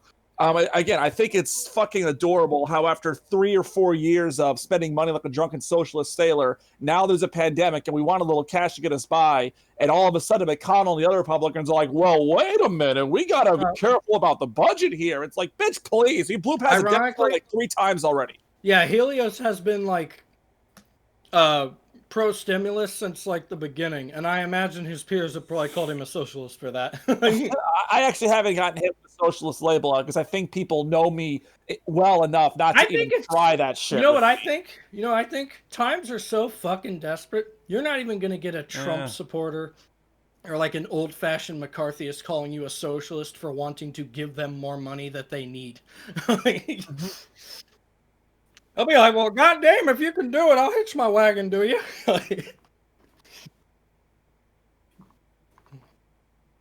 Hopefully, though, with a balanced Senate and everything. I mean, now we got a balanced Senate. One thing I do want to go away. We've imploded the fucking national deficit. Like, if you actually want to talk about that. Majority. So, I'm going to tell you this right now. It's best we just look away from that thing. Because we've got it in such a state, we're never fucking fixing that shit. Nope.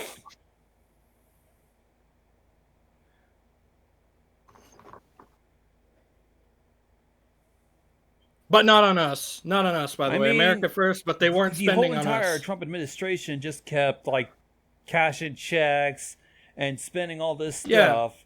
So also, it's actually quite ironic.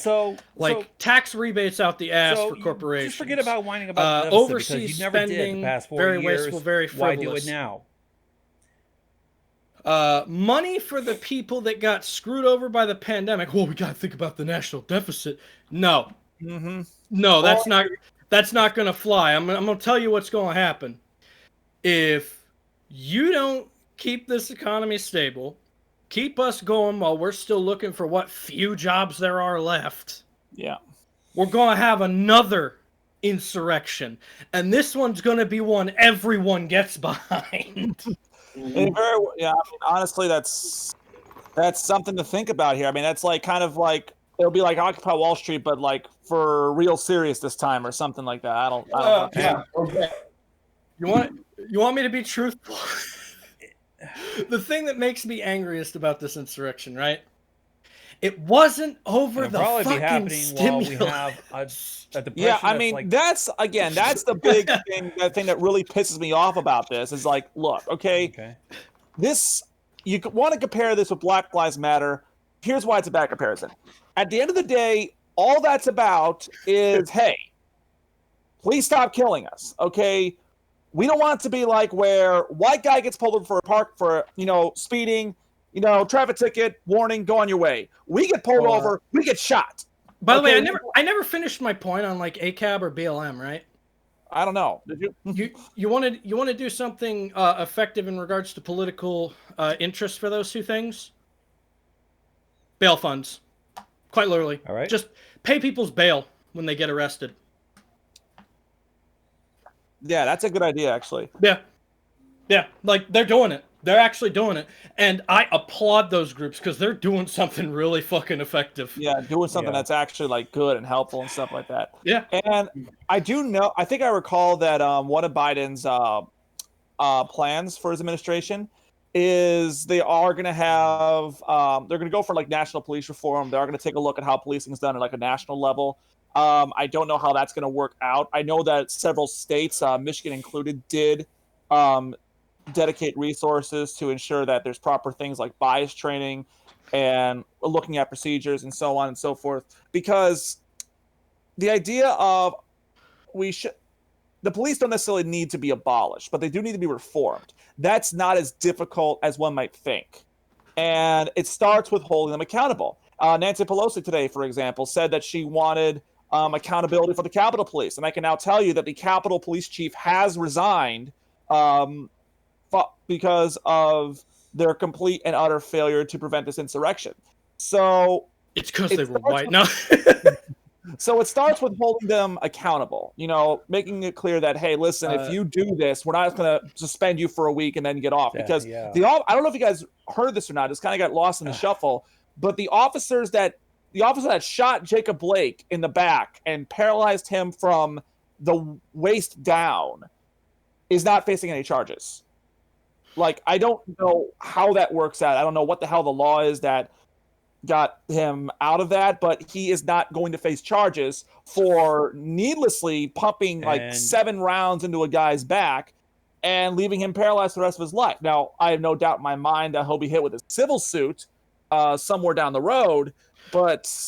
Oh, no, I have an imagination that maybe, just maybe, he'll have to pay for the dude's hospital bills. Maybe. So, okay... We start with stopping shit like that. We're making it so, okay, that shit doesn't fly. Like, you can't just shoot a guy in the back and paralyze him and, okay, slap on the wrist, don't do it again. By the way,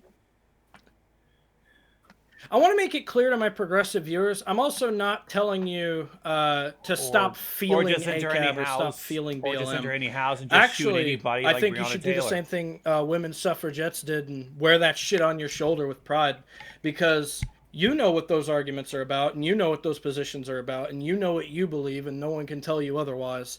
And honestly, even though ACAB is politically toxic, I get the perspective. Because, the whole idea, right, is when the cop does something, the union's going to protect his ass. The police union is going to protect his ass. And there is not a single cop that's going to speak out against the guy, but they'll be more than happy to say, oh, not all cops are bad. It's like, yeah, but the good cops aren't doing anything like good people should do. Like, speaking out about it. I know you'll have a dead rat put on your car. I know you'll be hurt. I know you'll have your family threatened, and that's my point. There was at one point there was a cop Destiny had on his stream explaining why they don't just come out about their colleagues that have actually committed larceny and shit like that, right? It's because if they're in a serious situation, all it takes is that coworker to slightly take their foot off the gas and arrive there too late. And I'm just thinking, that's part of the problem, though. Yes. That's part of the problem, too. That's why ACAB... holy fuck. That is fucked. That is fucked. The fact that your coworker has that much power over whether you live or die so they can strong-arm you into making it so that the law doesn't apply to them. That is disgusting. I want to I want to do things to that person I can't fucking say on YouTube or Twitch. Let's just say it's on the scale of insurrection, but it's geared at one person. So basically murder then, I don't know. Shush. Oh god, we're gonna get kicked off YouTube now. It's self-defense in a video game. In a video game, that's all it's about. Murder in a video game. Yeah. Point is, that shit's fucking insane. And while I get, ACAB and defund the police and things like that are political poison, I don't think people should give up on those sentiments because I understand why they feel that way. Mm-hmm. And that... Another reason I proposed the bail fund idea, Wayne Radio TV did it, and it saw a huge success. For now, let's and would we just refund the police work then? He was streaming Payday 2 with his crew and things like that. And it was quite ironic, right? A game where you're robbing a bank, murking all kinds of cops, supporting a cause that basically just says, hey, fuck the police.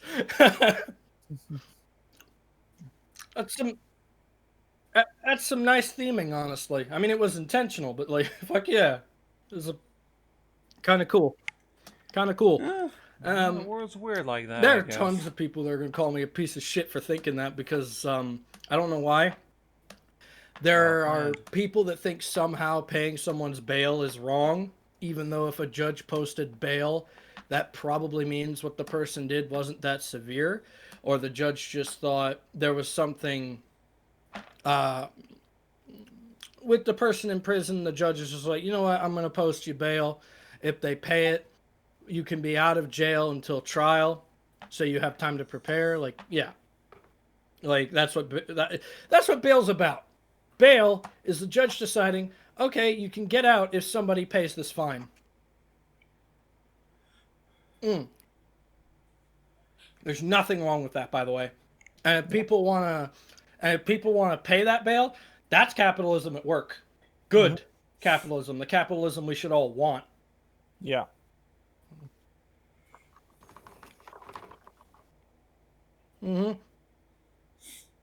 Like, it's the thing. I think the reason people say, "Oh, it's just as long capitalism," as it's you, capitalism's fault, You is because you can look at the people in charge, look at what they're doing, look at the predatory tactics they use to get more money out of people, and then look at the culture around that that's like adopted this mentality that these companies can kind of just do whatever the fuck they want, and that's not true.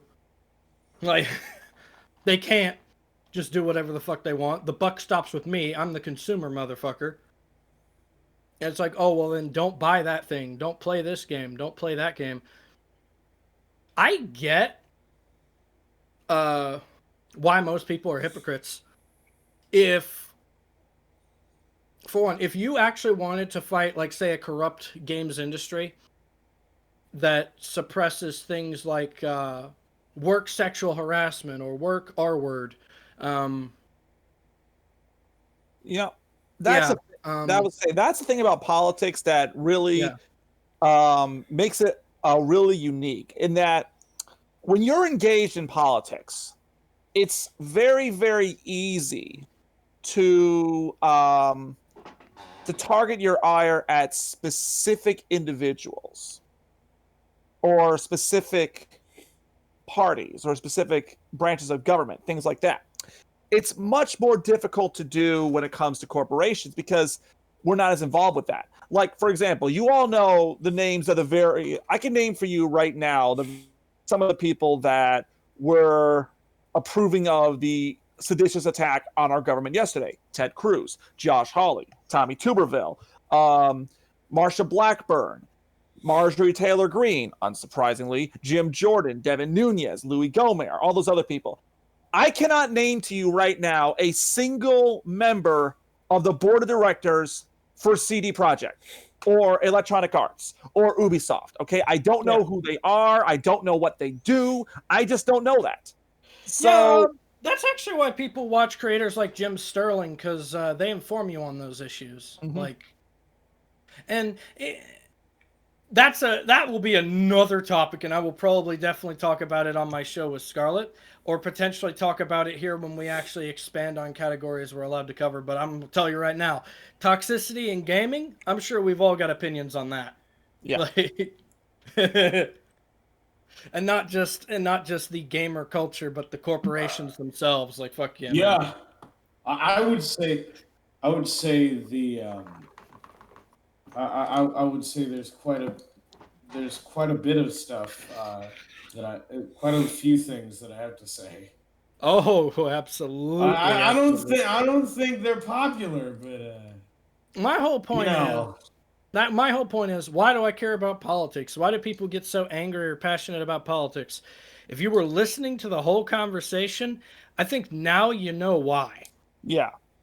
And let me kind of take a moment here to kind of peel back the psyche of the people that stormed the Capitol yesterday, or the very least people who were protesting, okay? Because I was taking a look over at the Fox News broadcast and how Fox News is trying to spin this whole thing. First of all, let me say this. Sean Hannity looked like he was about to cry as he sat there and he started ranting at all the the liberals and the media elite and the never Trumpers like me and pretty much everyone here for electing this radical socialist Joe Biden. And Hannity's like, you broke it, you broke it. I'm just thinking, oh, Sean, your misery is going to be delicious for the next 2 years. At least till you fuck off to ON. I love how people idiotically think that Biden's going to be a socialist. Yeah, I mean, there's been some I've seen some real galaxy brain type stuff coming out in the aftermath of yesterday. My favorite take is that first of all, the official Fox News line is that 99% of the people just stayed out on the mall and 1% went in. It's like, okay, I think it was a bit more than 1%. I mean, I'm not saying it was all, maybe not even a majority, but it was a little bit more than one there, Sean. A little bit more than one. It was enough to cause a significant impact. I won't say it was like a significant percentage of the whole, but it was significant. It was enough to cause both chambers to be evacuated through the tunnels. Yeah, it was enough to say, watch how fast we can fill this Capitol building. Yeah, exactly. So, but yeah, the prevailing line of thought I've seen that was actually retweeted by a representative. I'm trying to find which representative tweeted this, because I'm actually kind of amazed that Twitter hasn't flagged my account for being a bot, because every time a statement from someone who is trying to excuse or justify the coup attempt yesterday comes across my feed, I retweet it with the word traitor. And I've done that, I think, like dozens of times. Yeah, exactly. I mean, Gonzo follows my Twitter feed religiously, so he's lost count. But yeah, these things are more complicated, right? Like, I think when you boil down to the core of people's being, nobody's pro-riot, right? That's just where we're at. Yeah, we're not pro-riot. And it just dictates common sense to say why it would happen, right? It dictates common sense to empathize with some of the people sharing a perspective on that. Yeah, but it doesn't make sense to be a part of the sedition when you weren't. Yeah, except the thing is that these people are like, some of these folks aren't even trying to understand. They're trying to find these galaxy brain ways to excuse it. The prevailing narrative that was in fact retweeted by a representative, I can't find it right now. I'm sure he deleted the tweet already. But here it is, Mo Brooks. So this is Representative Mo Brooks. He is a Republican representative for Alabama's 5th District. My favorite part is that his Twitter bio actually says, "Political discourse welcome. Blocked. Profanity, defamation, lying. Please retweet good info." Like, you're gonna block someone for swearing on your Twitter feed, buddy? Have you been on this website long enough? I'm assuming not. Yeah, it's like that guy that says when you stub your toe, you shouldn't swear. You should say things like "farfignugan." I remember seeing that news story, and I'm just thinking, yeah, when I stub my toe, I'm just be like, "farfignugan." Okay. So Mo Brooks tweets out,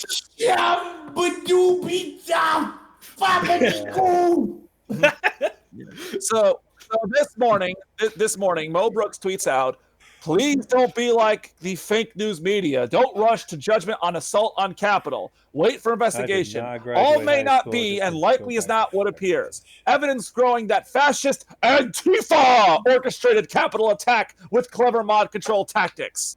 Like, this is honestly the line of thought. But at the same time, oh God, they killed this innocent woman. It's like, it's literally the line of thoughts. Either everybody was an Antifa activist, but this one lady that got shot, she was the one real person. Yeah, I mean, it's...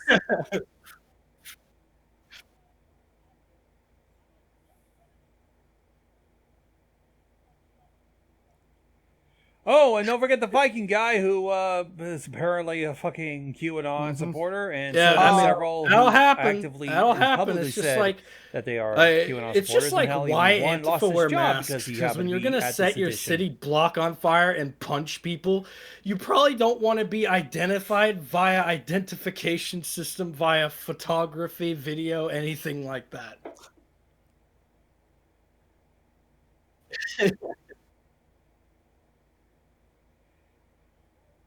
Now, Yeah, especially in a building where there's a shit ton of cameras. Yeah, now and that it was now that being rolling said, because right? of the So, election whole thing, certification. right? There were cameras rolling. You were not People wearing often masks. go back Did you to think they Antifa, would and not catch I've you? done this myself too, right? Like so if they wear masks, they know they're going to be doing something wrong. They know they're going to be stirring up trouble. Yeah, I mean, absolutely, they're coming there to fight white supremacists, or they're coming there to assist another group they're allied with, because they do whatever the fuck they want. You know, Antifa could literally show up to a grill and burger and no one could stop them because they're unpredictable in how they move. Like, Antifa could show up to a fucking Sonic drive-through and order like 60 hot dogs, and people would be like, what the fuck? By the way,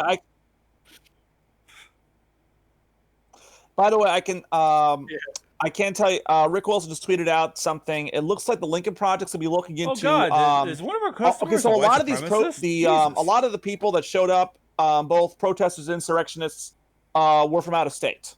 All right, they were not from the DC area; they were from the surrounding areas, and it sounds like that the Lincoln Project's going to look into who paid for those buses to go there and who sent that money. Oh yeah, of course. Because the Lincoln Project did tweet out the other day in regards to corporations that are sponsoring or donating to these senators and representatives who signed on to object to certification of electoral college votes, that they are going to start pressuring those corporations. These are some pretty big name corporations too, like AT&T, Microsoft, and Walmart.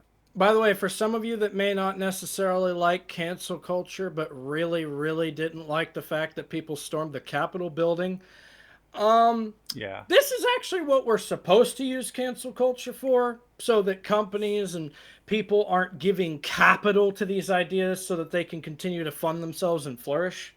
Yeah, I mean, this is...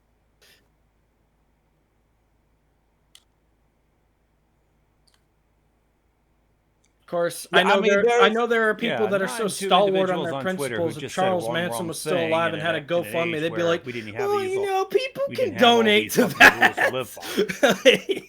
Yeah, I mean, this is like, I mean, it's one thing when you're getting run off of Twitter for saying that, well, I don't really agree with this notion that Trixie from My Little Pony is transgender, and getting run off of Twitter for that. That's one thing.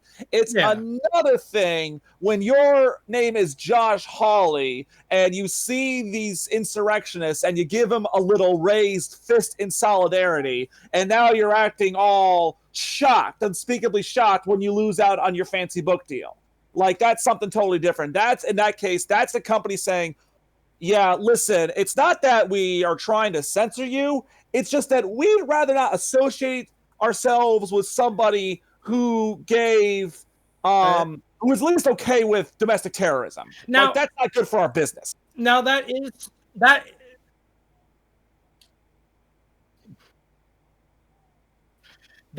is and can be a big problem. I prefer people who didn't try when it to comes overthrow to the government just because their guy was so unlikable. Endorsements and things you believe in, right? In today's climate, if you have any type of public relations, donors, sponsors, a job that the rest of the public might know about, you have to watch your P's and Q's. Not necessarily because I think people should be forced into that, but because society weirdly decided that not only are we going to hold politicians accountable this way, we're going to hold everyone accountable this way. And don't get me wrong, sometimes it feels a lot like fucking China and the Weimao. So, you know, it's not without its flaws. I don't like the idea of like being drunk off my ass, taking a shit on somebody's porch by accident, and having that sent to my boss. That would just obviously not. suck. So, like for example, there are people who were part of the mob that stormed the Capitol who are now getting fired from their jobs, and it's like, look, if you go to a protest and if you get fired for being at that protest, I mean, that's one thing, okay?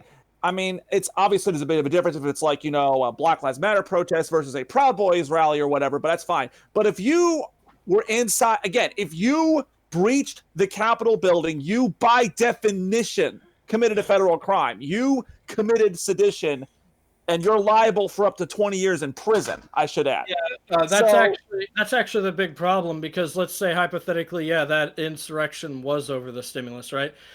People would still be committing sedition. Yeah. It would just be a question of whether people stood in strong enough solidarity to resist the law. Like, I'm not even gonna lie to you. Laws don't get enforced when large crowds of people can overpower cops. And that did not happen last night. I mean, this kind of gets glossed over, but when the curfew rolled around, the riot cops moved in, and they were considerably less nice to the insurrectionists inside the Capitol building. But look, so it's like a rule we don't want people to know about, because it could potentially mean the dismantling foundation of our democracy, right? If a law is not enforced, it's basically not a law. We don't want to tell people that, because we do want to spread this image that our government's infallible, right? We don't want people to know about the intricate details of prohibition, for example. Like the fact that a senator literally drank whiskey in front of a cop, and the cop just said, "I'm not arresting you for that." Yeah. But one thing that we have to keep in mind, I think, moving forward when it comes to our discourse, we want to get our discourse back to anything resembling civility. We have to consider intent when it comes to things. Whenever someone says something offensive, think about, what was the intent there? Were they working off incorrect information? Were they misjudging a situation? Were they speaking, off the cuff or out of turn? It's like, let's say, for example, you have someone like, not someone like me per se, but someone who's a very liberal person. They support all the various proper social causes. And then one day they're on a stream and they're playing, I don't know, Call of Duty or something, and in the heat of the moment, they happen to yell out a word like, say, faggot. Well, obviously, that's like me. Exactly. Now, in that situation, or take the PewDiePie fiasco for instance. Anyway, so in that situation, of course, you'd have to call him out on it. You would have to tell him that is not the correct thing to do, and but ultimately, it's something you can forgive, because you could be like, listen, it was a bad thing to say. It was a stupid thing to say, but we know you're deep down, you're not a hateful person. Now, of course, there are some will be like, well, he could have picked any swear words, but he picked that one, so clearly that means something. I think in that instance, you're just grasping at straws. You're just saying the first thing that comes to mind. Methinks thou doth protest too much. I feel like when people immediately jump to that, they say 10 times worse. Yeah. Now, on the other hand, you could have someone like, like the one of the insurrectionists posted a live stream where they were talking about it was a TikTok video. It was explaining what they were doing there. And he's like, well, we just want an audit and stuff like that. We just want to make sure that that everything is fine. And if, Biden's the winner, we'll accept. It's like, no, okay, that's full of shit, because we know what your intent is there when you're showing up at the Capitol building armed with weapons. You're not going to be satisfied with the Joe Biden win, because if you were honestly satisfied if you were honestly going to be satisfying with every T crossed, every I dotted, they said Joe Biden won, you wouldn't have been there, because we already were at that point when the electors cast their fucking votes, especially in places like Georgia or Arizona or Pennsylvania, where they recounted the vote 500 times. And it was found more votes for Biden. You know how a lot of right wingers, including myself, used to accuse SJWs of moving the goalpost a lot, right?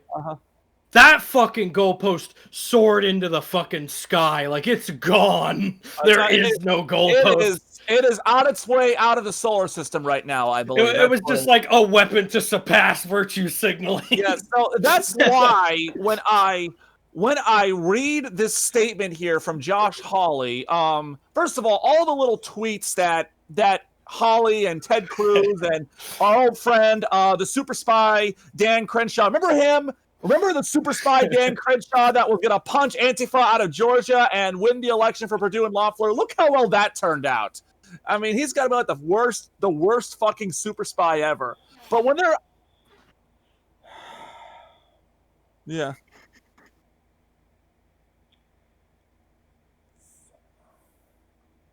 That too. Yeah. And by the way, speaking of Russia, one of the people that objected to the certification was Ron Johnson, and had who actually was in Russia for the 4th of July. When he got arrested. go. That's just what the fuck are you doing in Moscow on the Independence Day? I mean, come on, man.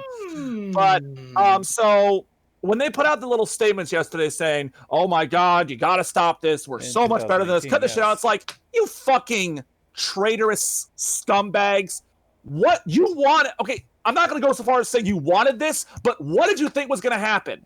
I mean, Mitt Romney was in a fucking mood yesterday when they were clearing the Senate chambers, and I hope somehow, some way, someone got video of this. When they were evacuating the Senate chambers because the insurrectionists were breaking in, Romney looked over at Ted Cruz and he yelled out, "This is what you got. You know, this is what you got, you motherfucker. This is what was going to happen." I mean, Romney was just so... I was watching the C-SPAN. Oh God, I could just imagine that conversation because you know how soft-spoken Ted Cruz is. Like, now, Romney, calm down. It's not as bad as it looks. Not as bad as it looks. They're storming into the chamber. Yeah, I mean,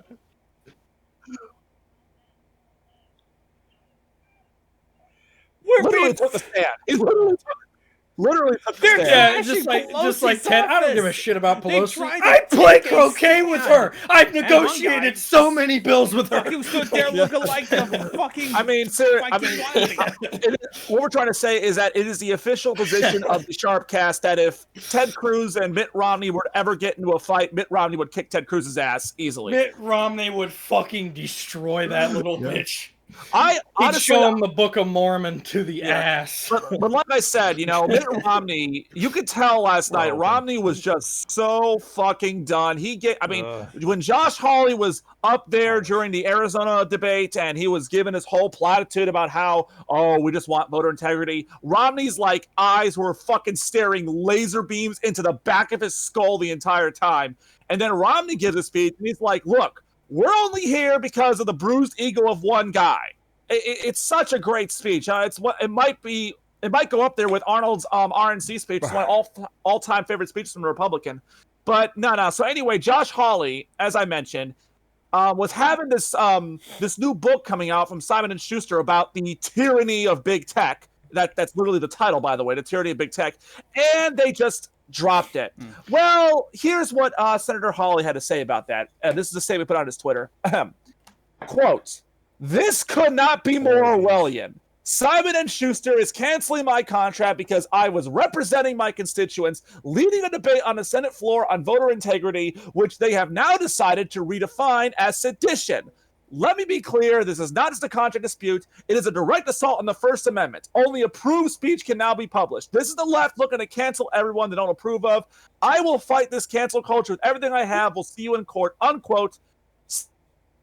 Fuck you! You're the reason they were there in the first place, you fucking traitorous piece of shit. You're the reason that all those people were storming the Capitol building in the first place. You fucking know this. I don't want to hear you go on. Yeah, so I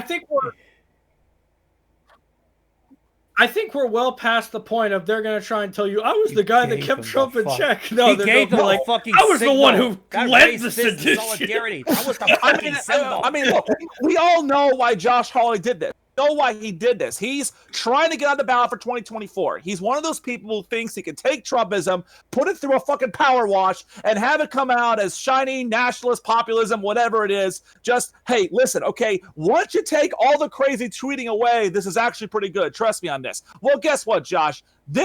I hoped you enjoyed that last night as you watched every single senator vote no on your pathetic objection, and you watched your fucking political future die. We know why you did. I mean, it actually speaks a lot, right?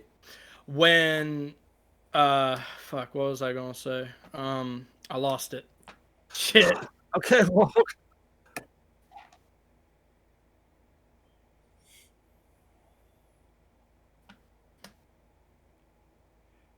I remember the now. fact that holy shit. I think it says a lot one of when the we have major a form of highlights populism from that is this so extreme that it's anti-populist, basically. Yeah, I mean, Trumpism itself is a pretty incoherent ideology, but I mean, look, let's rally around Donald Trump no matter what he says. Yeah, that's literally it. I mean, this is why ultimately what Hawley is doing is so fucking dumb, is that we all know that 2024 is going to be Kamala Harris versus Senator Ivanka Trump, because Ivanka's going to primary Marco. I can tell you they're having those conversations right now. It's going to be Ivanka Trump versus Marco Rubio in 2022 for the Senate seat from Florida. It's like if Trump said, right, wearing diapers is a sign of solidarity with America, a lot of them would actually do it. Well, I mean, for all we know, Trump actually does wear one, so. Not all of them, because we actually do notice that there is a threshold in place for some of these people. When he crosses a particular line, they actually walk off.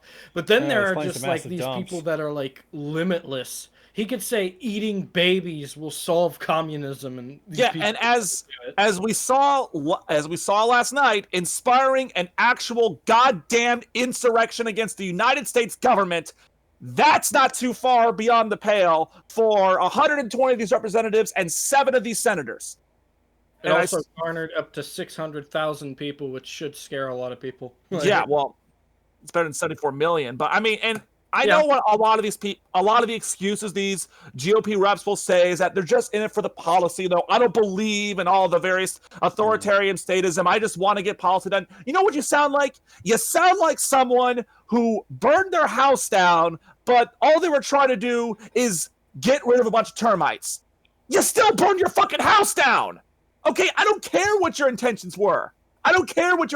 Senator Hawley. You can go on about how, I just wanted to ensure the integrity of the election. That you sounds like still are responsible for an armed insurrection against the government. Man, I think I share the sentiment of interest in what SNL is going to try and do with that shit. Like, I can't wait for this. Yeah, Connor Lamb. I was glad that. I mean, him and Adam. They gave some pretty good speeches last night. I was glad I stayed up for that. I mean, I was getting pretty bored with the Pennsylvania debate because, again, when they got around to objecting to the Pennsylvania, because they objected to Arizona, Pennsylvania. Arizona was before the incursion happened, and they had to resume that when they got back. Then they objected to Pennsylvania. I believe it was Louis Gohmert, who called the dumbest man in Congress, although he certainly has some competition now. And the Senate didn't even bother with a debate. Like, seriously, they just got in the Senate chambers, and McConnell was like, you know what? We're not debating. Fuck this. We're just going to vote. And Pence was like, okay, let's go to the vote. And it was literally the same vote as the previous objection, an overwhelming vote for no. It was like 93-7. That's across Democrat and Republican Party lines, for those who keep it score at home. And by the way, Kelly Loeffler, who is still in the Senate for a few more days. Why? I have no idea. She lost her election. Was initially going to back the objection to the certification. She said so as much at her supposed rally on Monday with the Don. But when the time came for her to back it up, she was like, you know what? Change my mind. I'm not going to do the certification. Let's get this vote certified. Joe Biden won. Why she changed her mind. I will establish a lesson to be learned. I will establish a lesson to be learned here, though. Don't take politicians strictly at their word. Like, yeah, and no, Loeffler ran against Loeffler ran against Warnock.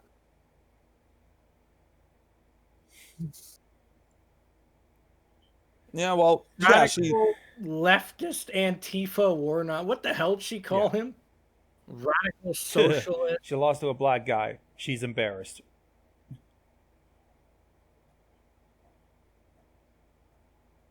The problem is... the logic behind that is, we keep having Don fucking making names like Shifty Shift or what was he calling Pelosi? Fucking Elizabeth Warren, Pocahontas, Trump's way and Joe of Biden, insulting sleepy, people dementia patient, all that for the shit. fact that first he establishes the maybe I context could of do the that, conversation and maybe I'll have to make it look like, say, the media or his colleagues are bullying him. So then once you have that established context, whatever name or attack he calls them will just be seen as a retaliation against something. Yeah. Which, by the way, in our culture, that's completely justified. If somebody pushes you over the edge, you can call them whatever you want in rural culture. That's one thing that actually sets the broader populace apart from rural America. We try not to give too much shit, and we don't take a whole lot of shit either. Like, if you insult a man's mother to his face, he's going to flat out punch you. And that's going to be the end of it. He sorts it out. And we're actually raised in this manner not to take the path of least resistance in like urban America, right? Like they always want to go like these long, tiresome routes or virtue signal. Like, how does that make you any better than the bully? It's like it's not about being better. It's about getting them to leave you alone. This is rural America. Well, you see, as someone who's been raised on that, as someone who I'd say is a fairly good representative to urban America in this situation, I would say that having a good self-image and being viewed as better is what is valued. Oh yeah, That situation. And that's fantastic and well and good until you get walked all over, and the status quo of that whole situation is they just turn a blind eye to it. Yeah. Pretend like there was no escalation point, tipping point, or breaking point. Yeah. Down here, we acknowledge all that. We go, "What did you do? What did you say to him?" Like, in this structure, there is no such thing as the heat of the moment, even when it does exist. Yeah, they're fucking assholes. Because the heat of the moment, they're like, no, like you are not able to do all of this harmful stuff, no matter what. By the way, that's actually why those people are shit activists. Because when it comes to having to be cutthroat, they can't cop it. Yeah. Also, That's why I don't like those people trying to become activists. If you don't believe the heat of the moment, you should not be an activist because you're going to come across a lot of that. Sharp. It's funny you mentioned that because I'm looking at a story right now from BuzzFeed about the reaction of the Donald, which, if you guys remember, the subreddit r the Donald. After that got nuked, it basically got backed up on a separate site. I've popped into it a couple of times, and it's fucking crazy town over there. So initially, that there were people on the Donald that were a lot of the people who planned this insurrection were kind of meeting there to talk shop and stuff like that. And of course, like people took that with varying degrees of seriousness because it's the internet and all that stuff. And when its users and when people who posted on that site actually broke into the Capitol, the site all of a sudden was like, okay, we do not allow calling for violence of any kind. And the word is that their IP actually came to them and said, you either tell your users that you're not going to allow this shit anymore, or we're cutting you off. We're not going to host you. But, back in the day, I would have thought this stuff was risky. Until I realized what it was people were actually trying to cut or stop or prevent. Yeah. And I'm not as, disillusioned nowadays, right? Where it's just like people want to expunge particular opinions they disagree with from the internet. Yeah, those people exist. And often those people will walk goose step with people who are out to try and stop much worse shit. Because when you're a petty asshole, that's how you get your agenda accomplished of bullying people and getting off to it.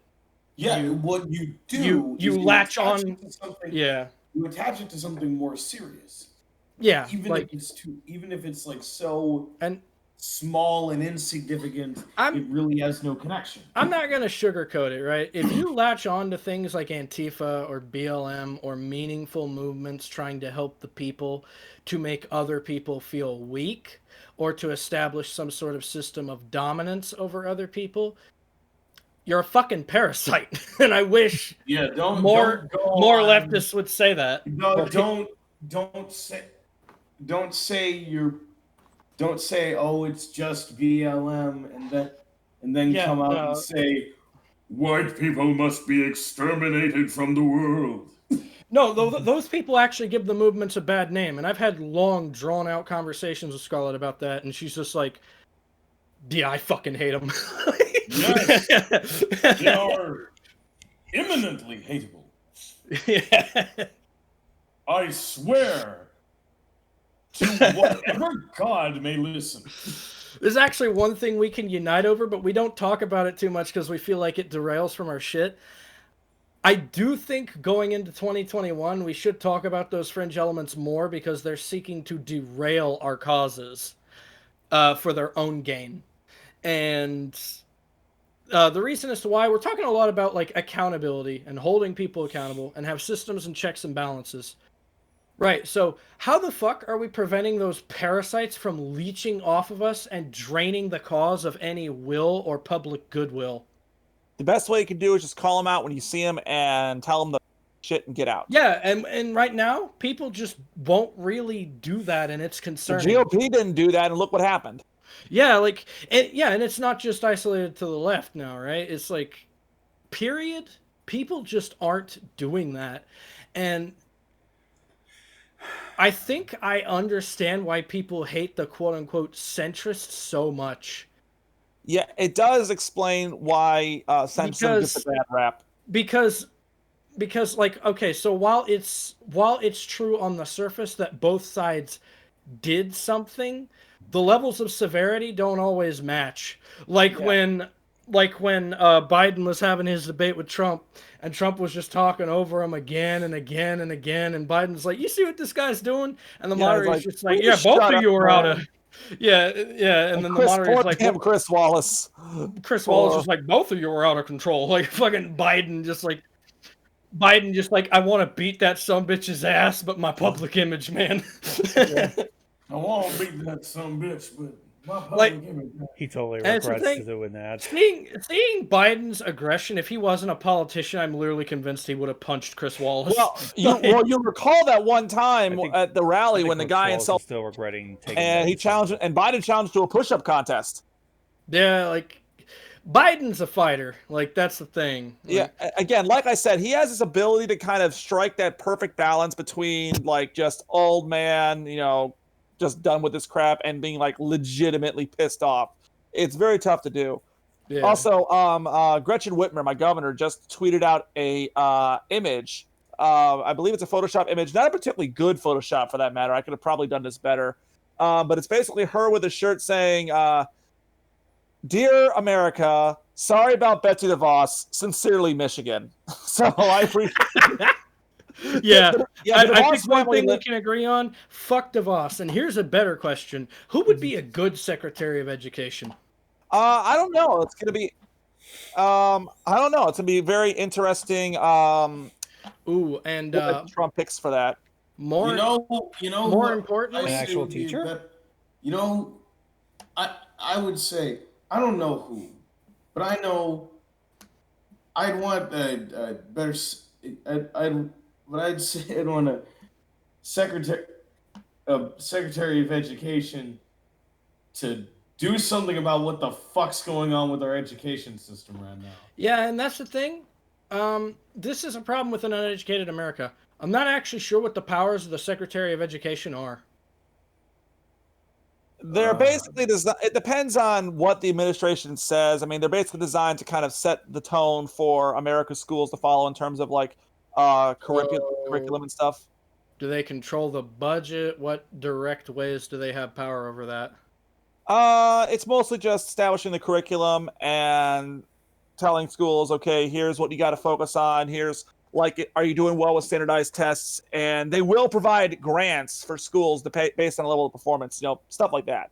Okay, Like, Well, then they have the power. Yeah, so technically, since Betsy DeVos can fucking write the curriculum, she could take out gender studies that existed in any previous school. Yeah, well. By the way, in case you were wondering how Parler is taking the whole total concession video, but not a concession video, I got a couple of reactions for you guys. I just imagine I've got one Parler post that I think exists. Uh-huh. Kill them all! I want to wear their skin. I want to eat their babies. I want to burn their crops and destroy their homes. Not quite there, but anyway. So this comes from. All right. So I got the account, the Politics app. All right. Seriously, follow Politics. I guarantee you, comedy gold. I know with every Lynn post. Wood. So I know this Lynn comes from Winwood's Oval got Office crazy, but fuck. P whatever. Let's see. If you listen closely, he says a new administration. He doesn't mention Biden. He's planning on having Don Jr. take on the presidential role. Don Jr., I believe, right now is doing lines of coke somewhere, so he might be unavailable. Shelby 0360 is pretty succinct, saying he sold us out, which, sure, I mean, Yeah. I'm Or Kimberly Guilford. Ian, just as that's his name. Ian says Trump is 100% the swamp. I'm no fool. He played us. Give him an Emmy. Wow, it's almost like you got conned by a guy who's a notorious con man. What a concept there. Now you're completely banned off of mainstream social media and stuck on Parler. Congrats. Featherfly is still trying to hold on. She writes, he never said I concede. Yeah. He never ever said that. He didn't say it. It's like, oh my lord. Yeah, she'll probably be in the next MAGA cringe video that we see. But Oh my god. this one comes from Baybeck Didn't say 2. it, but it was He's heavily leaving being the president of the United States of America and going back to be the president under the original Constitution. Gonna be a glorious. Okay, so wait, what? He's going back to being the. First of all, I don't think the Articles of Confederation had the office of the presidency. That's number one. Number two, you're saying he's gonna be the president of the 13 colonies? Is that what you're telling me right now? He's listen to me. Okay, listen to me. He's gonna be. He gonna be down there, president of the 13 colonies. That's what's gonna happen. Yeah, Florida was not a colony. Okay, so that would be. He would be president of Massachusetts, New Hampshire. One problem. Florida was not one of the original. Well, actually, Maine, which at the time was Massachusetts. So it'll be Maine, New Hampshire, New York, Pennsylvania, New Jersey, Maryland, Delaware, Virginia, North Carolina, South Carolina, and half of Georgia. So I made this point in the comment section, but I actually want to make it more direct. Oh wait. Ashley Babbitt's. I understand to the bitter end why there are some people that just won't accept that Trump lost.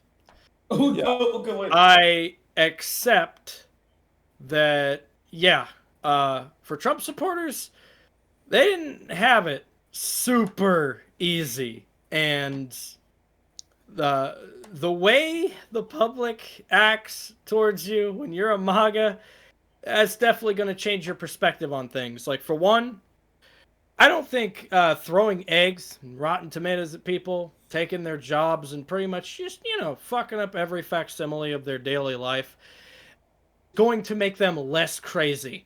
That's probably just not. A thought. It's just a thought. You actually give them less to lose. And what do they say? Nothing's more dangerous than a man with nothing to lose. Yeah, nothing to lose, nothing to live for, nothing to prove. What was it with leftist virtue signaling so fucking hard? They wanted their enemies to have nothing to lose. That's fucking suicide. Yeah. Mm-hmm. Not even dictators want to take everything away from you, because if they do, that's a riot guaranteed. Period. Yeah, because listen, you got none to lose. Let's fucking go! They kill your son, leave your daughter, and say, hey, if you fight me again, I'll take her too. Because that's leverage. You give up leverage, you don't control these people. You don't control the situation even. You have created feral beasts. So if you say, okay, I've costed you your friendship with your best friend, I'm not going to take your job. But if you persist, I might. Like, that would be a better position for the left, but it says, like, I want your friends, I want your job, I want your blood, I want your heart, I want your organs, I want your face, and I also want your money. All your money, yeah. Okay. Yeah. So, I have to send one of the parlor takes, because this made me fucking crack up here. Ashley Babbitt's, whose profile picture is a picture of an Olympic bodybuilder with Trump's face photoshopped over it behind the American flag. I mean, in front of the American flag, said, "That's not really Trump. It's a deep fake. Trump would never be such a Lord. tranny cuck pedophile." Oh my god. Okay, so that tells me the kind of people we're dealing with. Tranny cuck pedophile. Remind me again why it's irrational for people to think that Trumps are homophobes or hate the LGBT community. Yeah, I mean, but I am seeing the. Hold on a sec. I was gonna say I've been seeing the deep. Yeah, and let me ask you right now, Trump supporter, are you going to say, hey, fuck that asshole, I don't think trannies are pedophiles? That's actually all you literally have to do to dissociate yourself from that shit, and so many people are unwilling to do it. But yeah, I am definitely seeing the deep fake angle playing around, and it's like, I believe they had him on like fucking, I don't know, Xanax, but that's about it. But anyway, this other parlay comes from Jason, who says, guys, he isn't done. He's still playing chess. He's losing badly. Like, very badly. He's playing chess with Bernie Sanders now. All right. This comes from Brenda, who says he has a plan here. President Trump would not back down that easily. We need to stand strong. Keep watch and pray. Something big is coming, and Gid is going to see it through. He's fighting a WWE wrestling match with Mitch McConnell, and Mitch McConnell just powerbombed his ass. Yeah. Oh, wait a minute. Wait, you remember what you said before Helios started reading? Which one? Remember what you said, Sharpwing, before Helios started reading. It's like, I got a parlay tape for you. Guess what? Chad Prather here says, burn it to the fucking ground. Yeah, it's close enough. It's close enough to what I said. It doesn't involve cutting your enemy's skin off or anything like that, but we have to get to like the Mongol times or some shit. Yeah, I know. So this comes from, ironically enough, Mad British 72. Mad British. Mad British. Is this about to be a UK person that's a hard Trumpite? Because why? I don't know, but okay. So he starts off here with the usual, but then so he says, so he has given up, surrendered to the pedo. Well, he better pardon Wikipedia, guys, and come clean about UFOs. So wait, Joe Biden's a pedophile now because he weirdly sniffs hair? I'm just wondering why. How do you pardon Wikipedia? I wasn't even aware that Wikipedia needed to be pardoned. Unfortunately, I wasn't aware they were even going to throw Wikipedia in jail. He may Assange, yeah. He may be. Hold on. No, he probably meant WikiLeaks, because Julian Assange was. There was supposed to be a U.S. Extradition or something like that. They want to bring him here, but the UK judge that's overseeing this denied it, thinking that Julian Assange will disappear into a black site and take all of his intel with them, and the UK's like, no, fuck that, we want that for ourselves. We're keeping him here. We're going to sweat him out. Comes over here, Trump's gonna pardon him. Come clean about UFOs. I'm sure Tucker will like that. He'll love that. This comes from Mike. He says, yo, Trump, when are you going to lock up Hillary? You got people fired up and said it would be wild. Why did they only have about 50 cops protecting the building at first if 500,000 were coming out there? I hope he didn't sell us out. I think what does Hillary have to do with this? She's the... See, this actually makes me kind of hopeful, because the fact that there are actually like MAGAs or Trump supporters or Republicans saying, I hope you didn't sell us out, that, my friend, is doubt. Feast of doubt. Harvest at Helios. Yeah, so this one comes from MAGA Free, who says, fake, F-A-K, and then fake. He's been locked out of his Twitter. He can't get into it. He couldn't get into today. It's been closed out forever. Man, Trump just needs to make a Parler already. Why didn't he ever? They are. I've noticed like about a bunch of fake Trump accounts popping up on Parler, and everyone is like, "Oh my God, it's Parler." And then Adam303, it says it's all fake. Way to fight for us, dildo. It's all fake. Way to fight for stability. Yeah, it's the doubt. We can destroy Parler with that doubt, bro. Mm-hmm. It would just bomb the fuck out of that site. Now, for think what we'll it's end on that. worth, Calling him here comes Turbo Trump. E. E, by the way, is like supposedly the new Q. I don't know why they didn't go with R. That's what they did in James Bond. Or hell, just go backwards, go to P. But E, I guess, is it. So, because it's E, I'm going to assume that Ernie wrote this. You see, E. Now, look, okay, so some of our viewers... Wait, I can do an Ernie voice if you want me to do it. All right, yeah, before you do, so... some of our viewers may be too young to know this, but back in the early 2000s, in the late 1990s, one of the very first internet memes, I think, to exist, one of the very first examples of shitposting, was this idea that Bert is evil. That, like, there was... Yeah. I remember this whole website with Bert, like, photographed at, like, a fucking KKK rally and Photoshop. He's committed, like, war crimes. He's worked with Assad. He's done, like, so many things. Yeah, and it was all... Look into r/Bert strips. Oh, Yeah. God, I'd rather not. But, yeah, and it was all fun and games until after when a picture showed up in Afghanistan that showed Bert with Osama bin Laden. And the guy who ran the website actually shut it down. Like, he wasn't told. This is before cancel culture was a thing. This is a guy who actually owned up to the joke and is like, okay, you know what? This is too real now. We're pulling the plug here, guys. That's it. It's done. So, Osama bin Laden, in a way, killed like one of the first ever internet shitposts. That man really was a monster. I think evil Bert is still around. So Ernie is now taking revenge. Yes, Ernie is now taking the revenge. So yeah, go, Ren. Give me. Oh your Ernie. yeah, because evil Ernie is a thing now. Oh God, where's the post? I can't Here. Let me get the image for you here and post it in the Discord. It'd be so good. Oh God. Yeah. Okay. Here we go. Arnie. All right. Here you go. Trump has not conceded, and God willing, he will not, and he will yet overcome the obstacles before us. Through his presidency, we have seen the true nature of the deep state exposed like never before.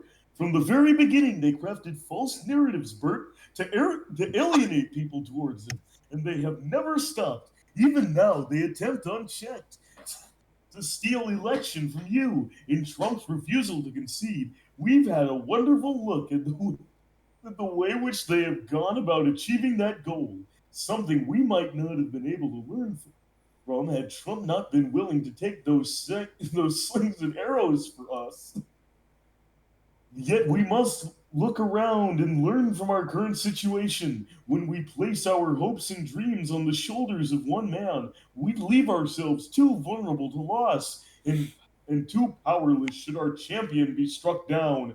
While I have faith in our president always, the days of us standing on the sideline must end. It is in this reality that I will walk with you. That was fucking amazing. Oh my God. That actually felt like Ernie. That really felt like Ernie. Why are you talking about QAnon again? I've just Ernie, are you talking about QAnon again? Oh, absolutely, Bert.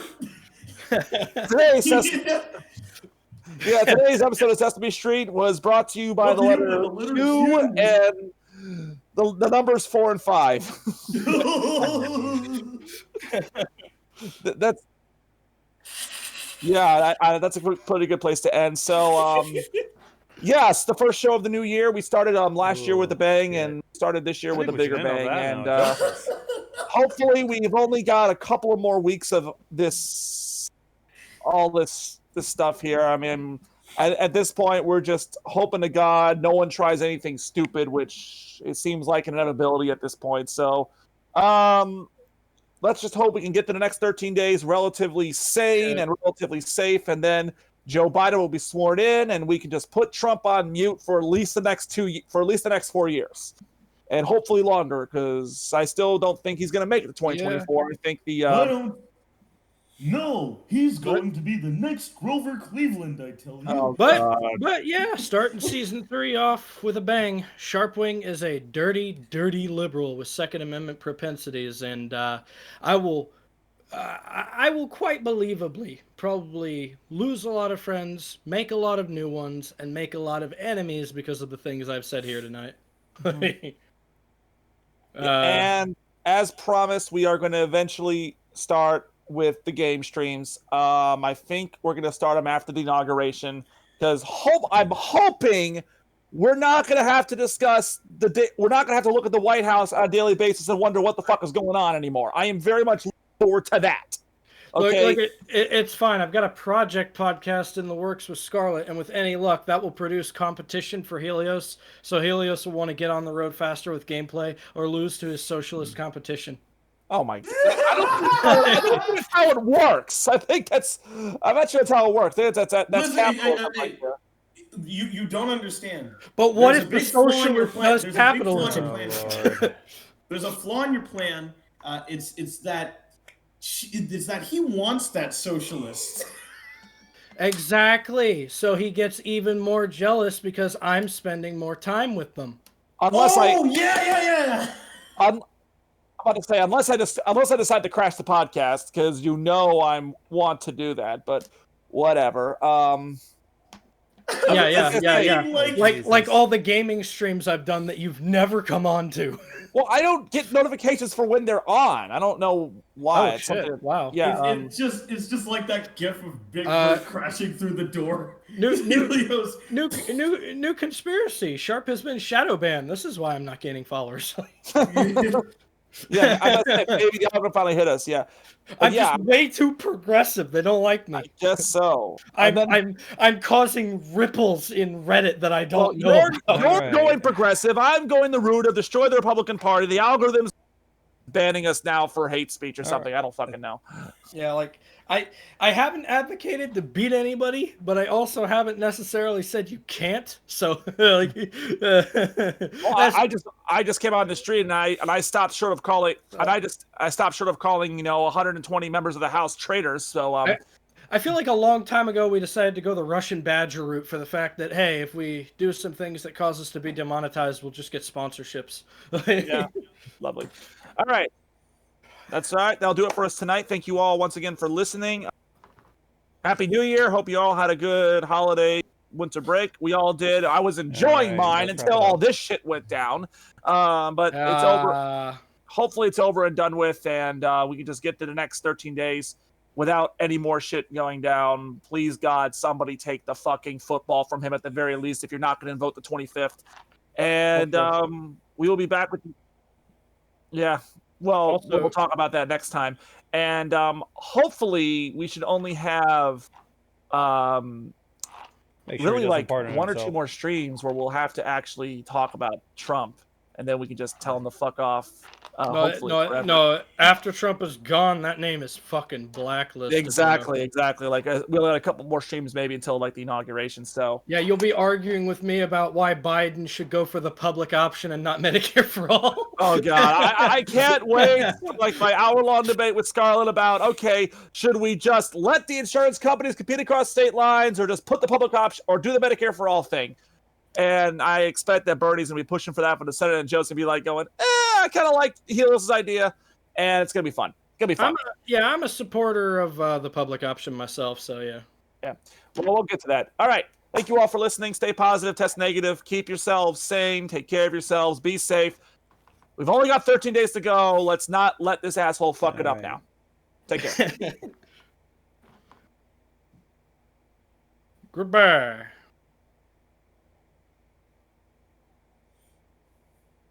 All right.